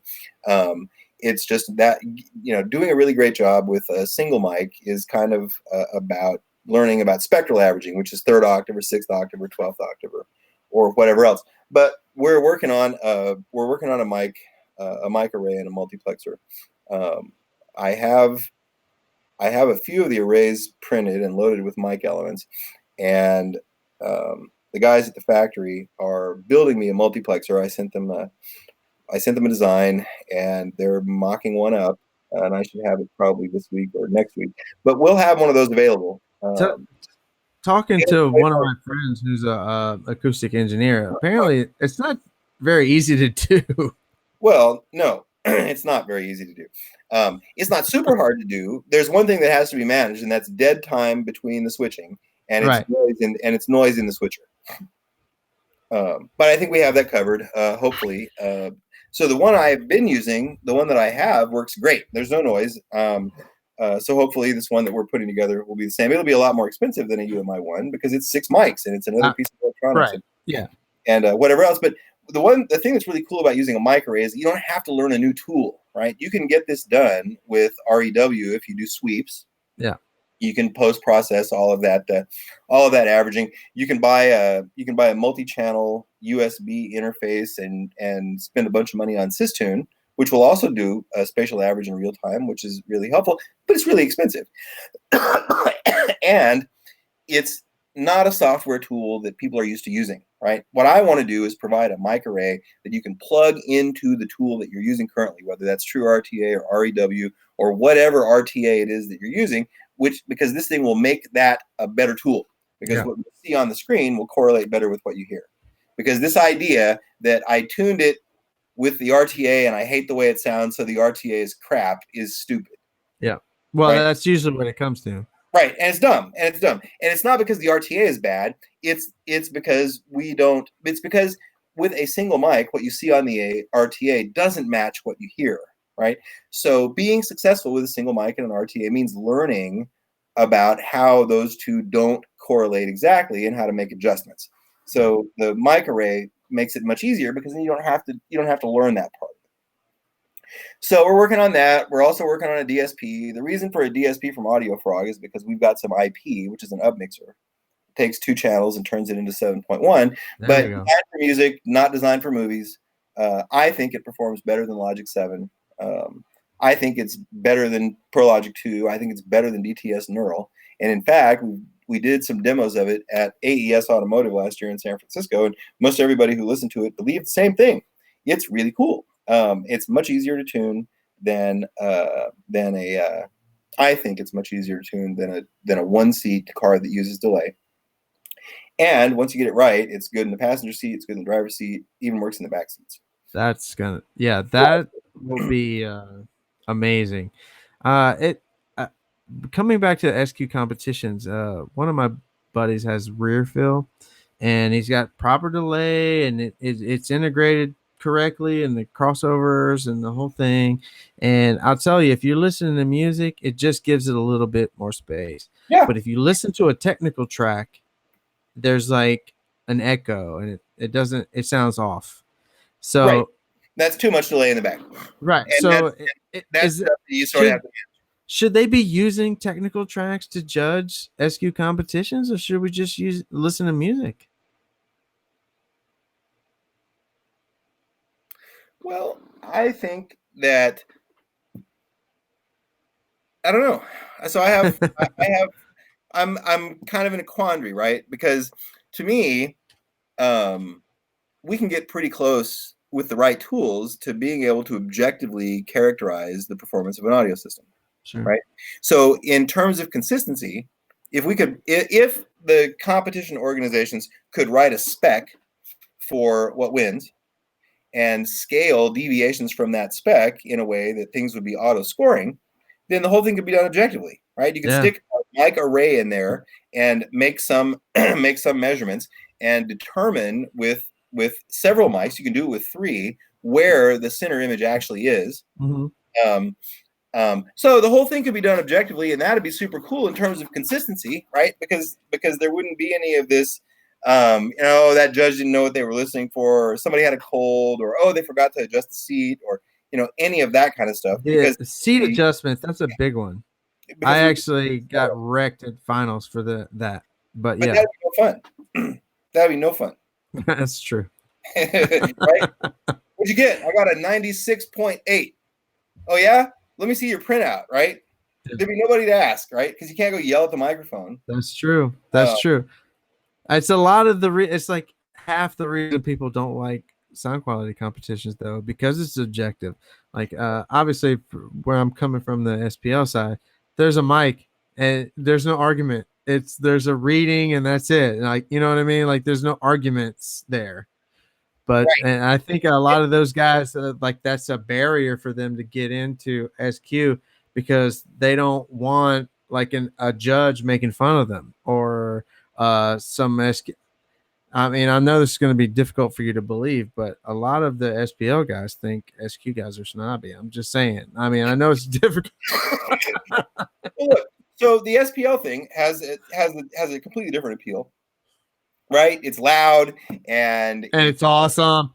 It's awesome, and it's like being at a football game, because you fucking score a touchdown, you get 7 points or 6 points, and then when you when you get the extra point, you get 7. Right, that's what it is.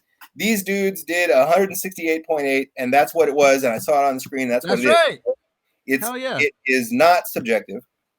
It's not subjective, and it's still fun. Yeah. But the audio part of audio, the music part of audio, there's a lot of preference involved in people's listening habits, right? Some people like more of this. Some people like more of that. Some people like the center in front of them. Some people like the center in the center of the car. And there's, frankly, I think that the idea of making the judging completely objective, the fact that it wouldn't be much fun is only one small part of why I think that wouldn't go. The other reason is because accepting for a hobbyist or a tinkerer or somebody who's not an algorithm developer or whatever else, accepting that objective measurement is in fact representative of the ideal, I think is too much of a stretch. And I think it requires somebody to learn too much to be able to accept that that's what it is. And I think that was part of the MS8 problem, right? I don't know how it gets there, therefore it can't be right. Yes. I actually, I buy a lot of cars, like so I get a lot of different new cars, and the first thing I do is join the forum that's associated with that car, and invariably every single car that I buy, the audio and electronics section says the system is terrible, the OEM system, every single time. And it's funny because every single time I go outside it, I measure it, and objectively I'm like, this is really not a bad Right, system. right. And like people they just have this unrealistic expectation of it. And that brings me back to the class that I actually compete in, stock. And people are figuring out that the stock processing is better than we can do with a head unit, which is what I'm limited to, and wrecking stock class. Like, what am I going to do with that? I can't compete with Ford or Chevy or Bose. You know what I mean? Yeah. So, yeah, these guys, I think it comes down to people don't know what to listen for. People are used to the smiley face curve. They want lots of bass. They want lots of highs, like the and the bass. And I mean, what are you going to do with 6.5-inch woofers in the doors? You're not going to get any sub bass. Right. You're gonna do the best that you can, within the constraints that you're given. Right. Show up at Ford with a 60-pound 12-inch woofer with a 4-inch coil and a giant ass magnum. Right. It's like, Dude, this car has to get 47 miles per gallon next year. Get that thing the hell out of here. That's right. Right? Show up with an odd gauge power cable and see what those guys tell you. Yeah, no shit. shit. Here, man. So, and one of the things that I talk a lot about when I do industry things, when I go talk to industry pros, is the need to do better analysis than things like no highs, no lows must be Bose, or that sounds like shit, right?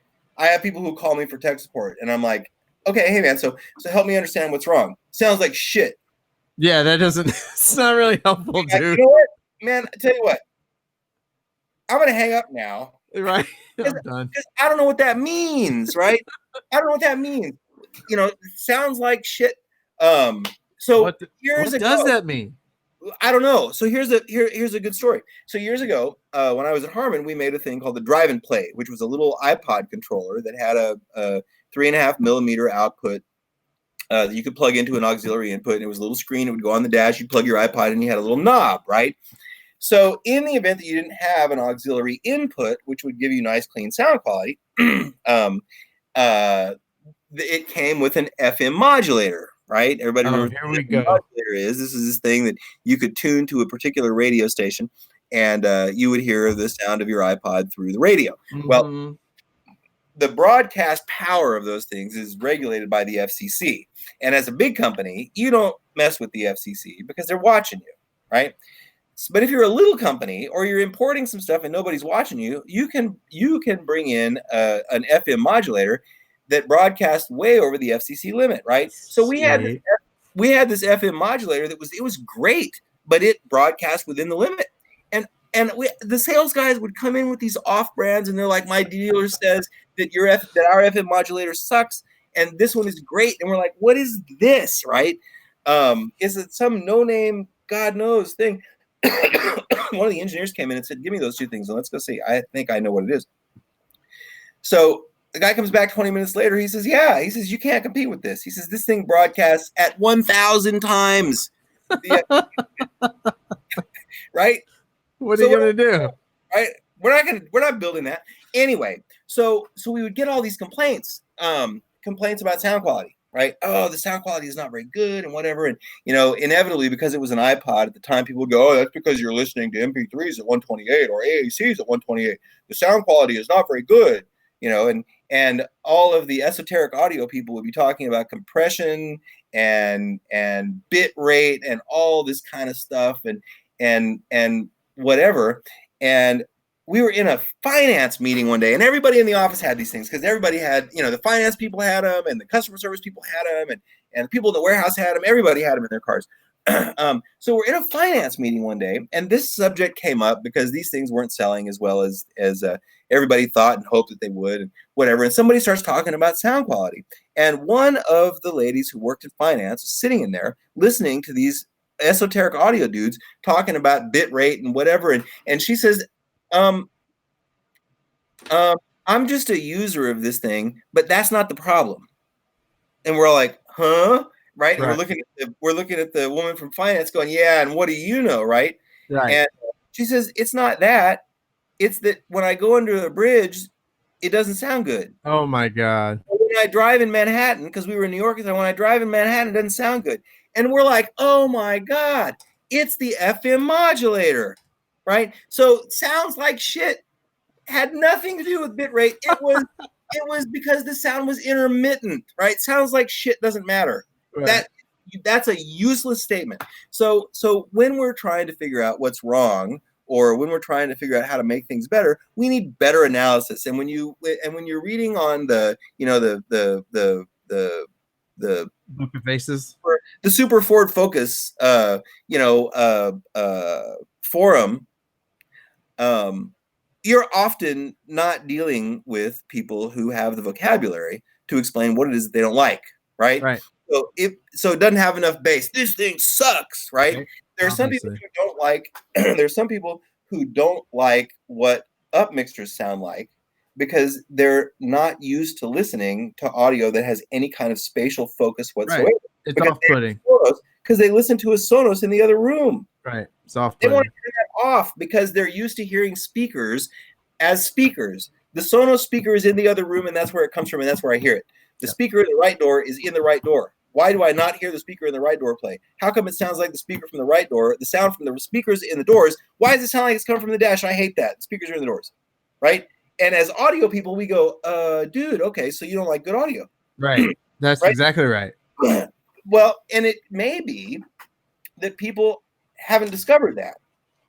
Well, that's true. That's true because I remember my aha moment, and I didn't know any better before that. So I was lucky enough to, remember that transition. Right. But not a lot of people led to an aha moment, right? I can stick almost anybody who is not an audio fan in my car, and in a few minutes of explaining and playing a few tracks and saying, hey, check this out, people will go, oh my God, I never even considered that, right? What are the chances that the dude on the Ford Focus forum who hates the way his system sounds because he thinks that the sound of the door speaker should come from the door has ever heard your car? Leading and without any prompting, how is he going to make that discovery? That's right. That's right. He's not going to a stereo competition. He's not going to run across you unless he loses his keys in your dumpster or something. You know what I mean? So that's not going to happen. But a demo CD that comes with the car that says, hey, check out these cool things about your audio system. That's also true. Yeah, if they had one that said, look, this is where left is supposed to be, this is where right is supposed to be, this is supposed to be center, or whatever, that actually might help. That's actually a good idea. So maybe you should approach with the Panerai system in the Cadillac. There's a whole demo. Really? Yeah. That's it's cool. You should go to the Cadillac, go to the Caddy dealer and ask for the Bose Panerai demo. But yeah, so we have to expose people. We have to expose people to those kinds of things, and retailers often use the word educate. You got to educate the customer. You got to educate. You got to educate the customer. And I think that's a really clumsy word. And it's for a lot of people, it's kind of an off-putting word, right? When I go to buy something, I don't want an education. I want something cool. I want a product. Right. Right? If I go to school, I want an education. If I go to the heart surgeon, no, I don't want an education. I don't want an education. I want him to fix the shit, right? And I'm there because he can. His existence provides some certainty for me that I'm not going to die. That's why I go to the expert, right? I don't go to the expert for him to explain 20 years of medical school and apprenticeship or whatever they call it, internship. I don't want that, right? That's not what I'm paying for. You don't go to Facebook for heart surgeons? Huh? You don't go to Facebook for heart surgery advice? What was that article you alluded to today? The death of expertise. Yeah, that's a good one. Everybody ought to read that. Oh my God, I'm going to share it tomorrow because it's I'm not gonna say I'm an expert. Like I'm not an Andy W type expert, but I know more than some. You know, and that whole article explains. It's a very It's, useful article. yeah, it is. It's a super useful article. So I'm not. So I know a lot about putting audio stuff in cars, right? It's an awesome thing to know. I know a lot about that, but there are millions of engineers and acousticians and whatever who know far more than I do. I just happen to be sort of somebody who is able to put some of that together for an application aftermarket car audio. And I've been lucky to have access to a bunch of those people who have way more knowledge about those various aspects.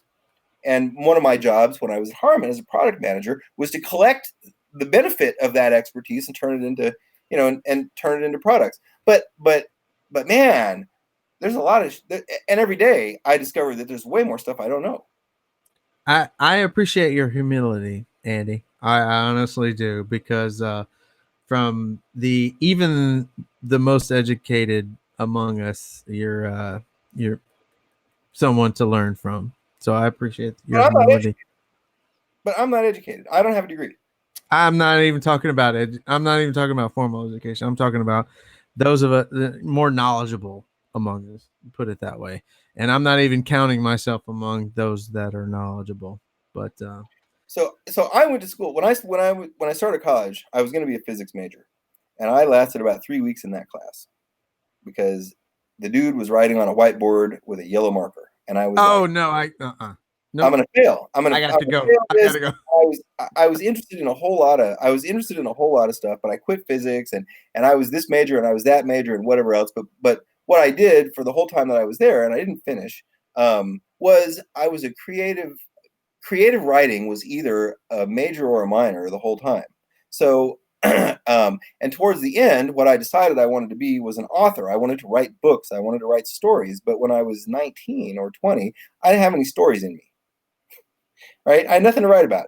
I always wanted to write these. I would read books, kind of like would-be musicians, right? Who mistake their love of music for an ability to make it. Right. 100%. Right? So that was me. That was me trying to be an author. I wanted to be an author, but I didn't have any stories. But I learned to write and I learned to tell stories. Now, that's amazing. Now, 30 years later, after spending 30 years in a particular industry doing the same thing over and over and over, I have a lot of stories. But I have part of an education in telling those stories. I love that, because we're like, I'm like, I always think of myself as like the secret life of Walter, what's his name? Walter Smith. Because I want to write these beautiful stories. Like in my heart, I'm a writer, but I don't have all these beautiful stories to write about. Walter Schmitty, is that his name? Oh my god, I'm lost right now. Anyway,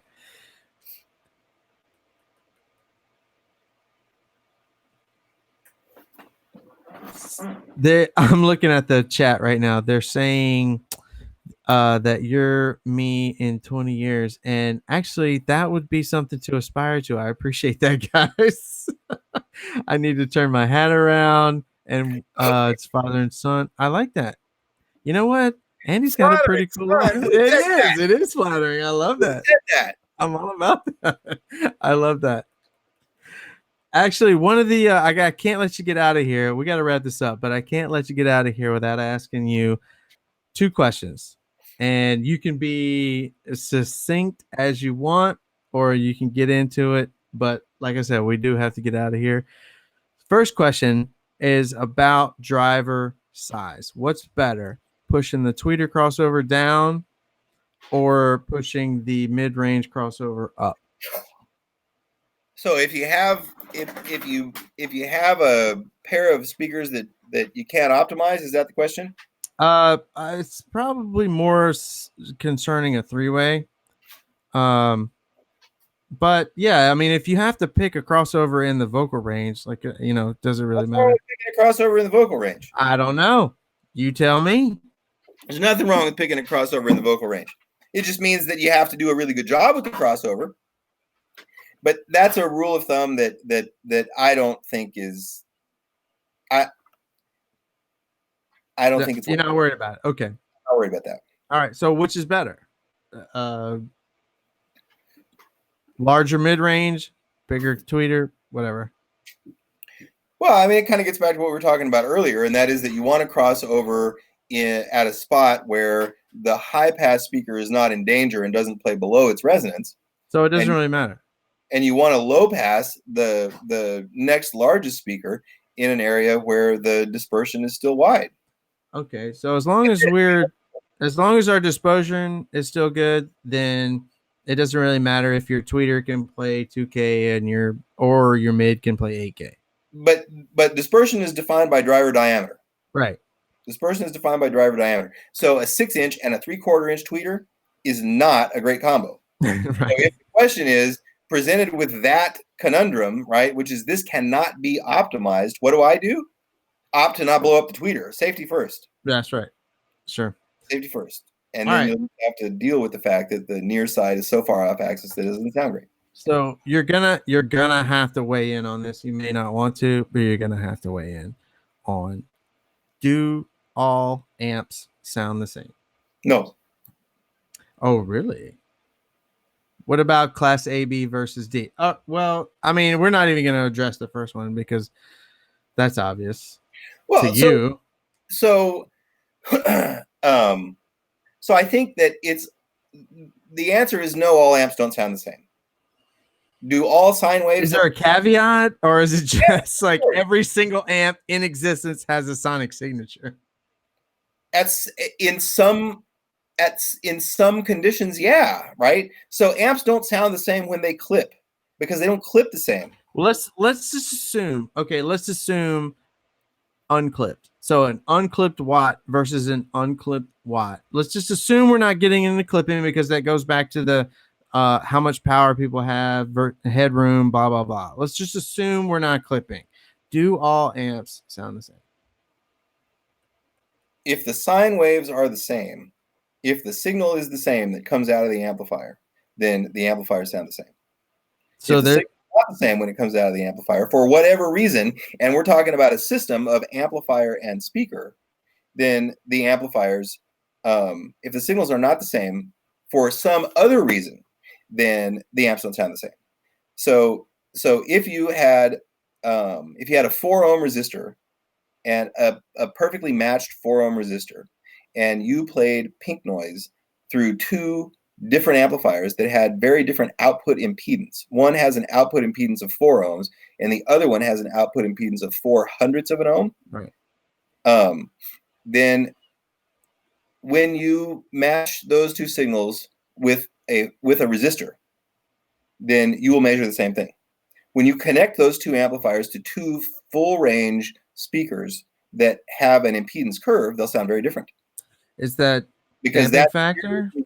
Because that series resistance in the one that has a much higher output impedance will attenuate the mid-range, where the impedance of the speaker is lower, but it will attenuate at resonance less.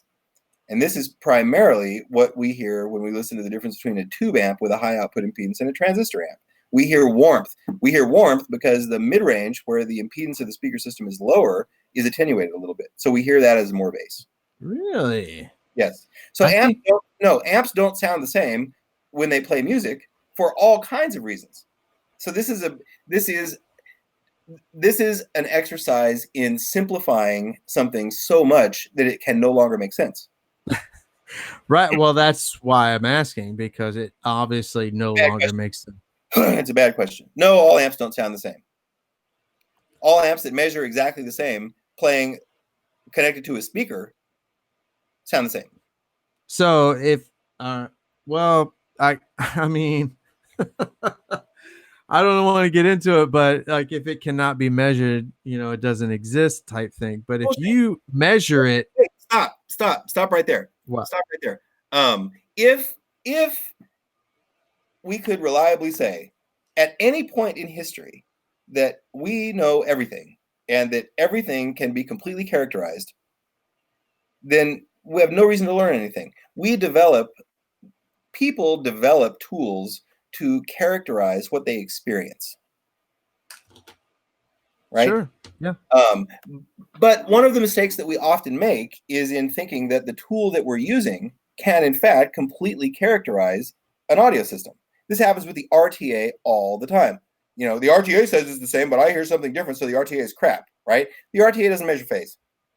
Right. So when I hear people talk about how this amplifier is much more provides a much better sense of space than another amplifier, what I would look for is phase differences at high frequencies, because that would add spaciousness.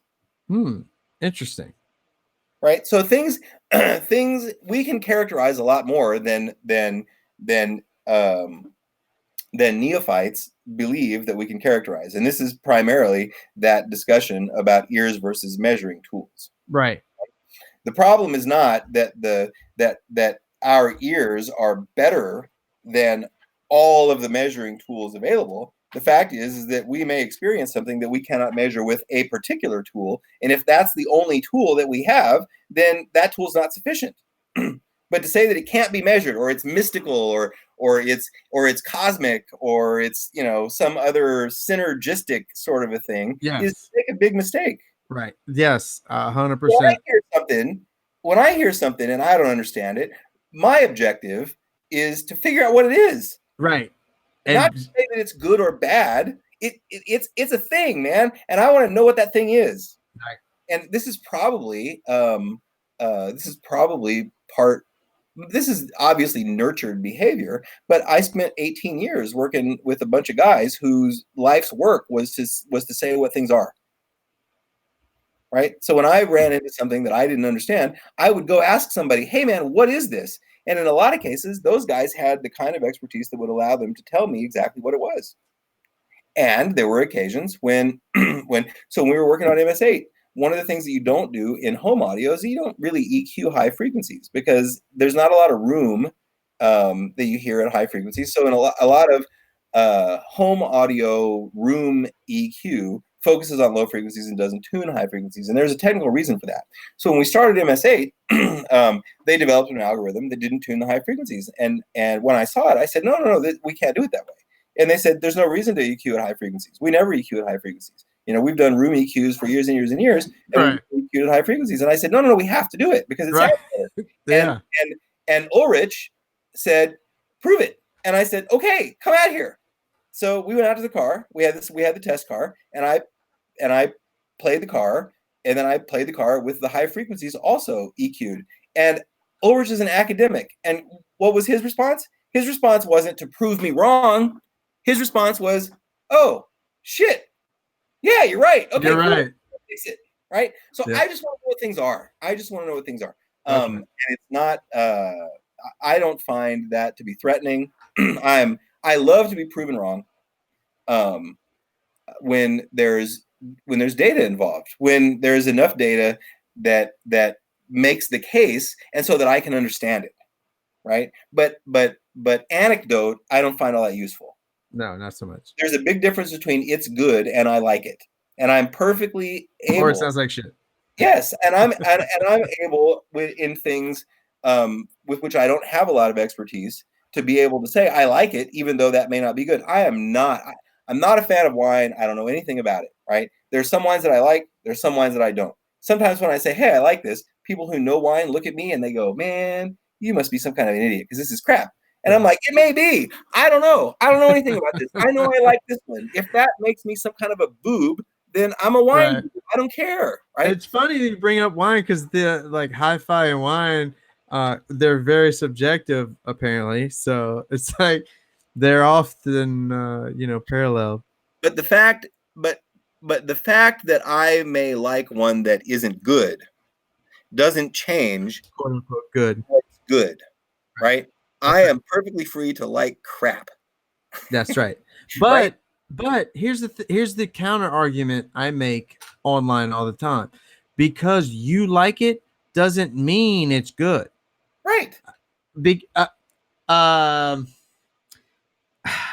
don't know how to quantify this, but let's just say, objectively, as far as frequency response and phase and educated listeners, that sort of thing.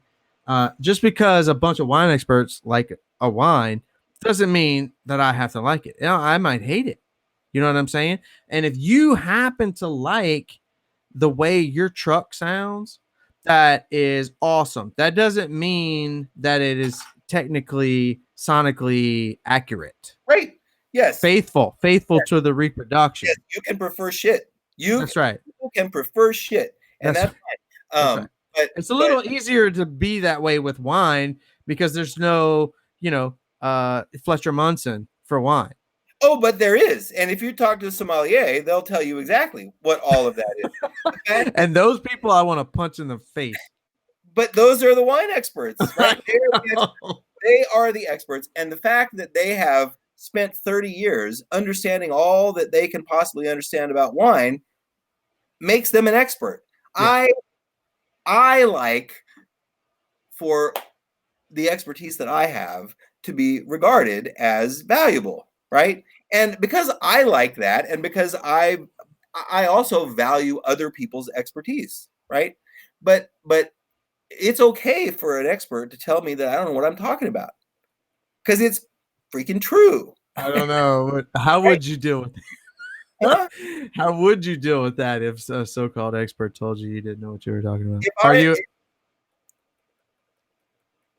you at the point in your life where you could deal with that criticism? Look at me. How much criticism do you think I get? Yes, I'm fine. I'm also fine with being wrong. Oh, you're so woke. I love that about you. I'm also fine with being wrong. Yeah. Being wrong is great because that means I get to assimilate new and better information. I love that. Right? I dig that. Listen, Andy, we got to wrap this up, man. But I have two parting questions for you. One, tell us about the Oscar the Grouch hat. Just sum it up. So I'm a Muppet fan. Sure. I'm a Muppet fan, and I have Muppet hats that I use for this and that. I have an Elmo hat, and I use my Elmo hat. I use my Elmo hat at Knowledge Fest. Because sometimes, so one of the things that I've been really lucky. I got to work at Harman, when Harman was like the best minds in audio, right? Mm-hmm. And I got to soak up all that stuff. So one of the things that I want to do is try to spread that kind of stuff around. And at events like that, there, for some reason, are people who are too shy to come and talk to me, right? Oh yeah, the hat would do that. That's true. Wear an Elmo hat. That's fantastic. Right? I love it. Actually, the Grouch may send the opposite message, but so I chose the Grouch today for two reasons. One is because the last time I did one of these, which was a Mobile Electronic Syndicate thing, I wore my Cookie Monster hat. Yeah, so you gotta keep it fresh. And the Oscar the Grouch hat was the last one. And frankly, I've kind of had a day today that made me grouchy. Oh, well, there you go. So I was grouchy before we started this, but I feel a lot better now. Thank you. Good. All right. So last and parting. Well, I'll give you one after this, but last question is: you get one shot and one shot only to tell us your best mistaken identity Steven Spielberg moment. Oh my God. Because I know they're numerous. Living in California, there's got to be many. There are several. So when I lived on Long Island, after in between my two marriages, I was dating this woman who lived in Manhattan, and she and her mother actually had a bet that I was Jewish. And this is a question that I can't answer definitively, right? Okay. Right? Sure. Right? So I was adopted as an infant. And I come from a long line of Presbyterians. My father was a theologian. My uncle was a theologian. Everybody's a Presbyterian. So they obviously their bet was not about my religion. It was about my ethnicity, right? Sure. But I couldn't answer. So one day, and I had just about had enough of this of this woman. She was annoying and whatever. But there were things about her that were really fun. So it's her birthday, and I'm living on Long Island. It's her birthday, And I'm like, oh shit, I forgot to buy her something for her birthday. So I go to Bloomingdale's or Macy's. It was one of the two, to buy her a dress. Right. So I find a dress, and I wasn't sure she was going to like it, but I needed to show up with something and whatever. So I buy her a dress, and I go up to the counter at Macy's or Bloomingdale's or whatever it was. And the woman behind the counter, this was Long Island, of course, says, "Oh my God. Oh my God. Did anybody ever tell you that you look exactly like Spielberg?" And I said, well, nobody's ever told me it in exactly that way, but yeah, I've heard that a few times. And then she says, "I'll bet if you had his money, you wouldn't be complaining." And I looked around, and I'm like, well, I'm not really complaining now. Right, for sure. And then it actually happens all over the world. I was in an elevator. In Shanghai, out in a sort of a weird area in Shanghai where there are lots of car audio stores. And the elevator would make its announcements in English and also in Mandarin. Did you speak Mandarin? There were six or seven floors. I can't remember. I was staying on the fourth or the fifth floor. And when I would get in the elevator to come down, the door would open, and I would get in, and it would say, "You are on the fourth floor." And then it would go down, and it would say, "Thirth floor." Third. All right. Third. And then it would get to the second floor, and it would say, "You're on the tooth floor." The tooth floor. Yes. Oh my God. And then at the first floor, it would say, "You're on the first floor." Oh. Right. That would make my head explode. I'm not even kidding you. So I get in the elevator, and I was staying there for like 2 or 3 days. So I get in the elevator, and it became, I was amused. It was annoying. It was funny at the beginning, and then it was annoying, and then it became amusing, right? So I would get back to the hotel, and I'd be looking forward to getting in the elevator to listen to this. So I get in the elevator, and there are three women. There are three women in the elevator, and as soon as I walk in, they stop. They're talking, and I get in, and they stop talking. And then they start talking, and they start talking really quietly, and then they get louder, and they get louder and louder. And I hear a whole bunch of Mandarin, which I don't really understand. I pick out a few words here or there, and then I hear Spielberg. Well, there you go.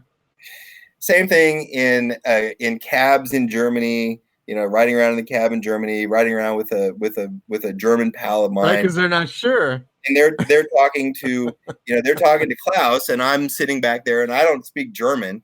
I know more Chinese than I do German. Same thing. You know, there would be a bunch of German and then a Spielberg. And I when I worked at Harman, I took my boss had a 7 Series BMW, and I took it to get it cleaned one day because we were going to use it for a demo. So I show up in this, and at the time I was wearing a tie. Like a fancy car. Yeah, I show up. I'm wearing a tie. I show up at the car wash in a 7 Series, and they didn't charge me. Why don't people charge rich people for things? I don't understand that. I don't know. So I walk back in. So I hand the guy they don't charge me, and I hand the guy a tip, and I go back in, and I'm like, man, why aren't you guys charging me? And the woman says, "Oh, we really enjoy your movies, sir." Oh Lord. I love it.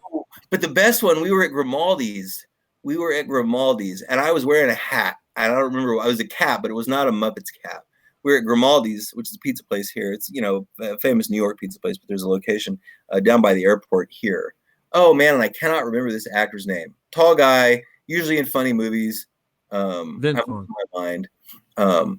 But this actor guy is obviously there with a bunch of kids, and they're sitting outside, and we're sitting inside, and he walks by to go to the bathroom, and I'm sitting there with my wife in a booth, and oh my God, who is this actor? It's going to hit me after we're done with it.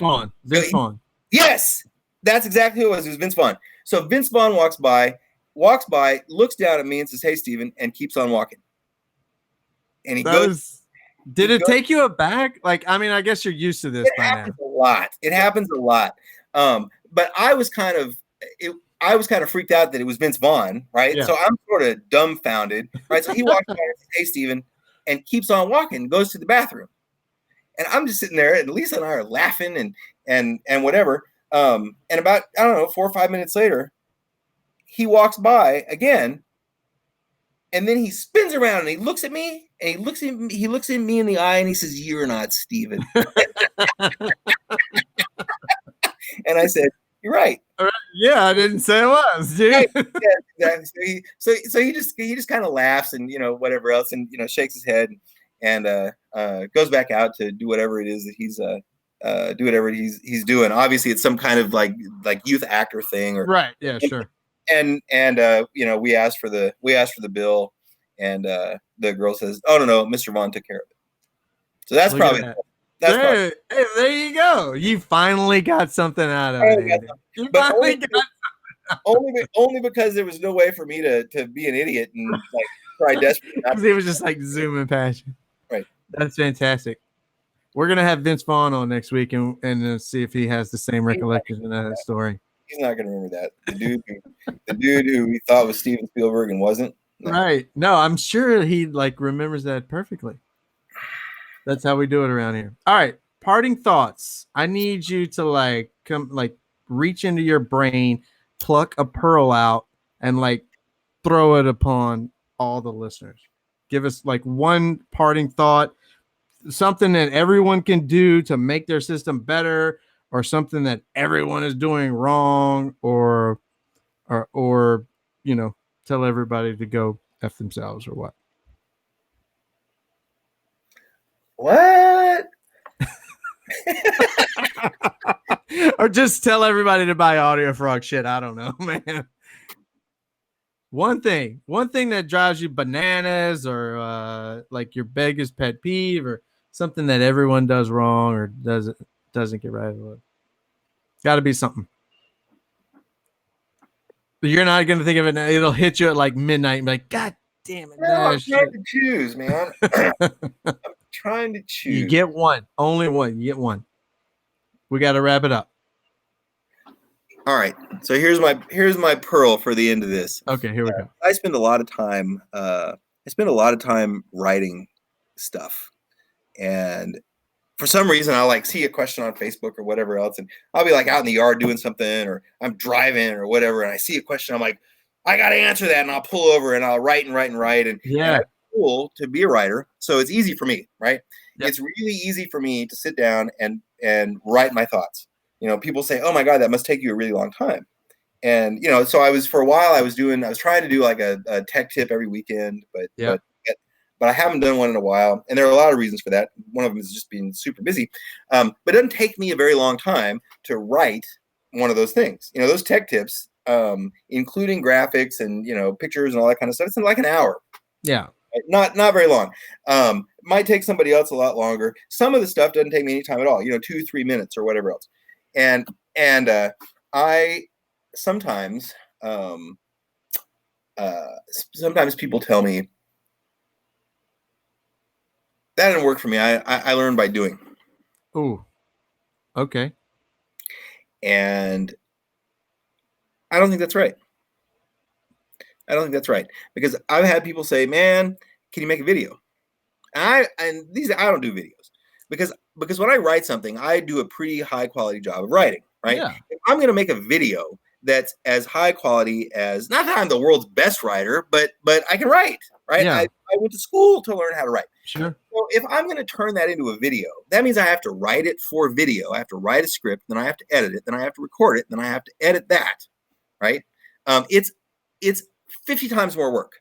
Yeah. And there have been occasions when I've done that. And when I had a job where I just got paid no matter what I did, I would do those kinds of things. And inevitably, that same person, after watching the video, would say, "Can you write that down?" I learned by doing. Yeah. That's about right. Right. So I think that's crap.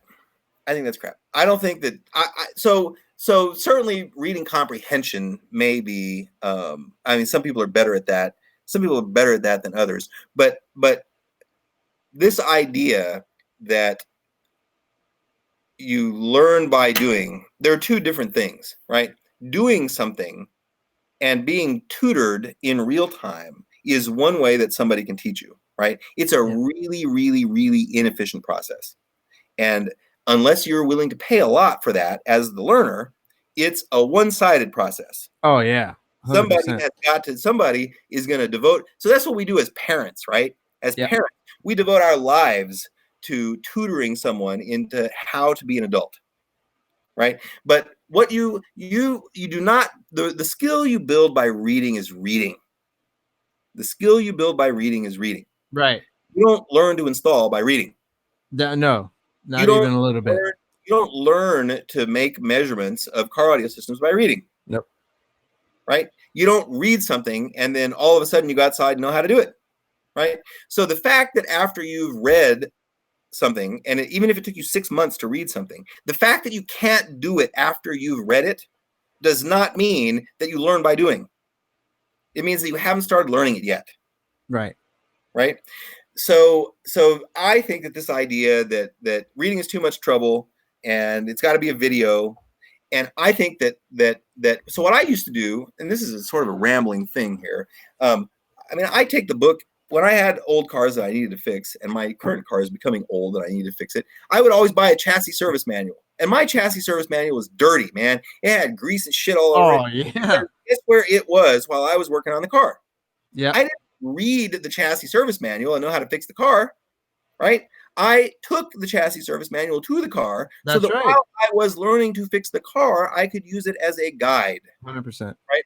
So read, but don't think that at the end of reading something, the fact that you don't know how to do it is because you can't comprehend what you read. It's the problem is that you haven't, that you're only at the first step, right? That's right. Read that stuff and then take that stuff with you when you go to build skills, because you don't build skills while you're reading, except for reading. You don't build skills while you sit in a 1-hour seminar where somebody stands up there with cool PowerPoint slides and entertains you with a joke now and then tries to shove a bunch of information down your throat, because you don't build skills there. That's right. Right? You don't build skills by listening to Andy and Taylor gab here for 2 hours, although it may be funny and interesting, and you might learn something. Right. Hopefully it's funny and interesting. Hopefully it's funny and interesting, and hopefully you take something away that was insightful or that changes you in some way or that gives you the courage to learn something new or to think about something in a different way. Right. Or to ask questions or to somewhere else. Right. Right. Right. Or to be able to have a better conversation about stuff that you want to learn about. But don't think that because you don't understand something after you've read about it or after you've watched another YouTube video or after whatever else that you can't learn, because the process of learning, that's the beginning of the process of learning, is finding the information. You learn when you put that information to use later. Absolutely. 100%. I could not agree more. 100%. You guys get out there, get your hands dirty. Videos. Put some sawdust on the ground. Get some fiberglass resin under your fingernails, man. Do your thing. You know what I'm saying? Watch a YouTube video, read a book, I don't care. But get out in the garage and do some things. One last thing. Hit them with it. Experimenting without a plan and without collecting data is not an experiment. Got to record it. We need it. That's fucking around. That's true. I do a lot of that, Andy. Yeah, so do I. It's not all that productive, right? That's really not. At the end of all of that work, you ought to have some info. Something to show for it, for real. Some info at least. Something to post on Facebook. If you don't have something to post on Facebook, you didn't do shit. All those pieces of wood that you carried down to the dumpster at the apartment building 2 doors down because your trash cans are full is data, right? That's right. Data. 100%. We need data. Wrong. I say that, I swear to God, I feel like I say that on every single day on Facebook. We need data. Show me the data, blah, blah, blah. So that's awesome. Thanks, man. Well, look, this has been fun, man. This has been fun. Skip isn't here to take us out. Unfortunately, he had prior commitments. So you and I are both just gonna have to hit leave at the same exact time. So you two, peace out. Appreciate you guys for tuning in. Andy, we may need to do a part 2 because there are some questions we did not get to. Okay, we'll figure that out. Yeah, we'll definitely figure it out. Oh, it's the red X. All right. That's how it works. All right, Andy. Wait. You got to count. What do we count to? Okay, we're gonna do 3, 2, 1 backward. You ready? Oh, you're gonna go backwards? Just trying to make shit difficult. Ready? 3, 2, 1. Peace out.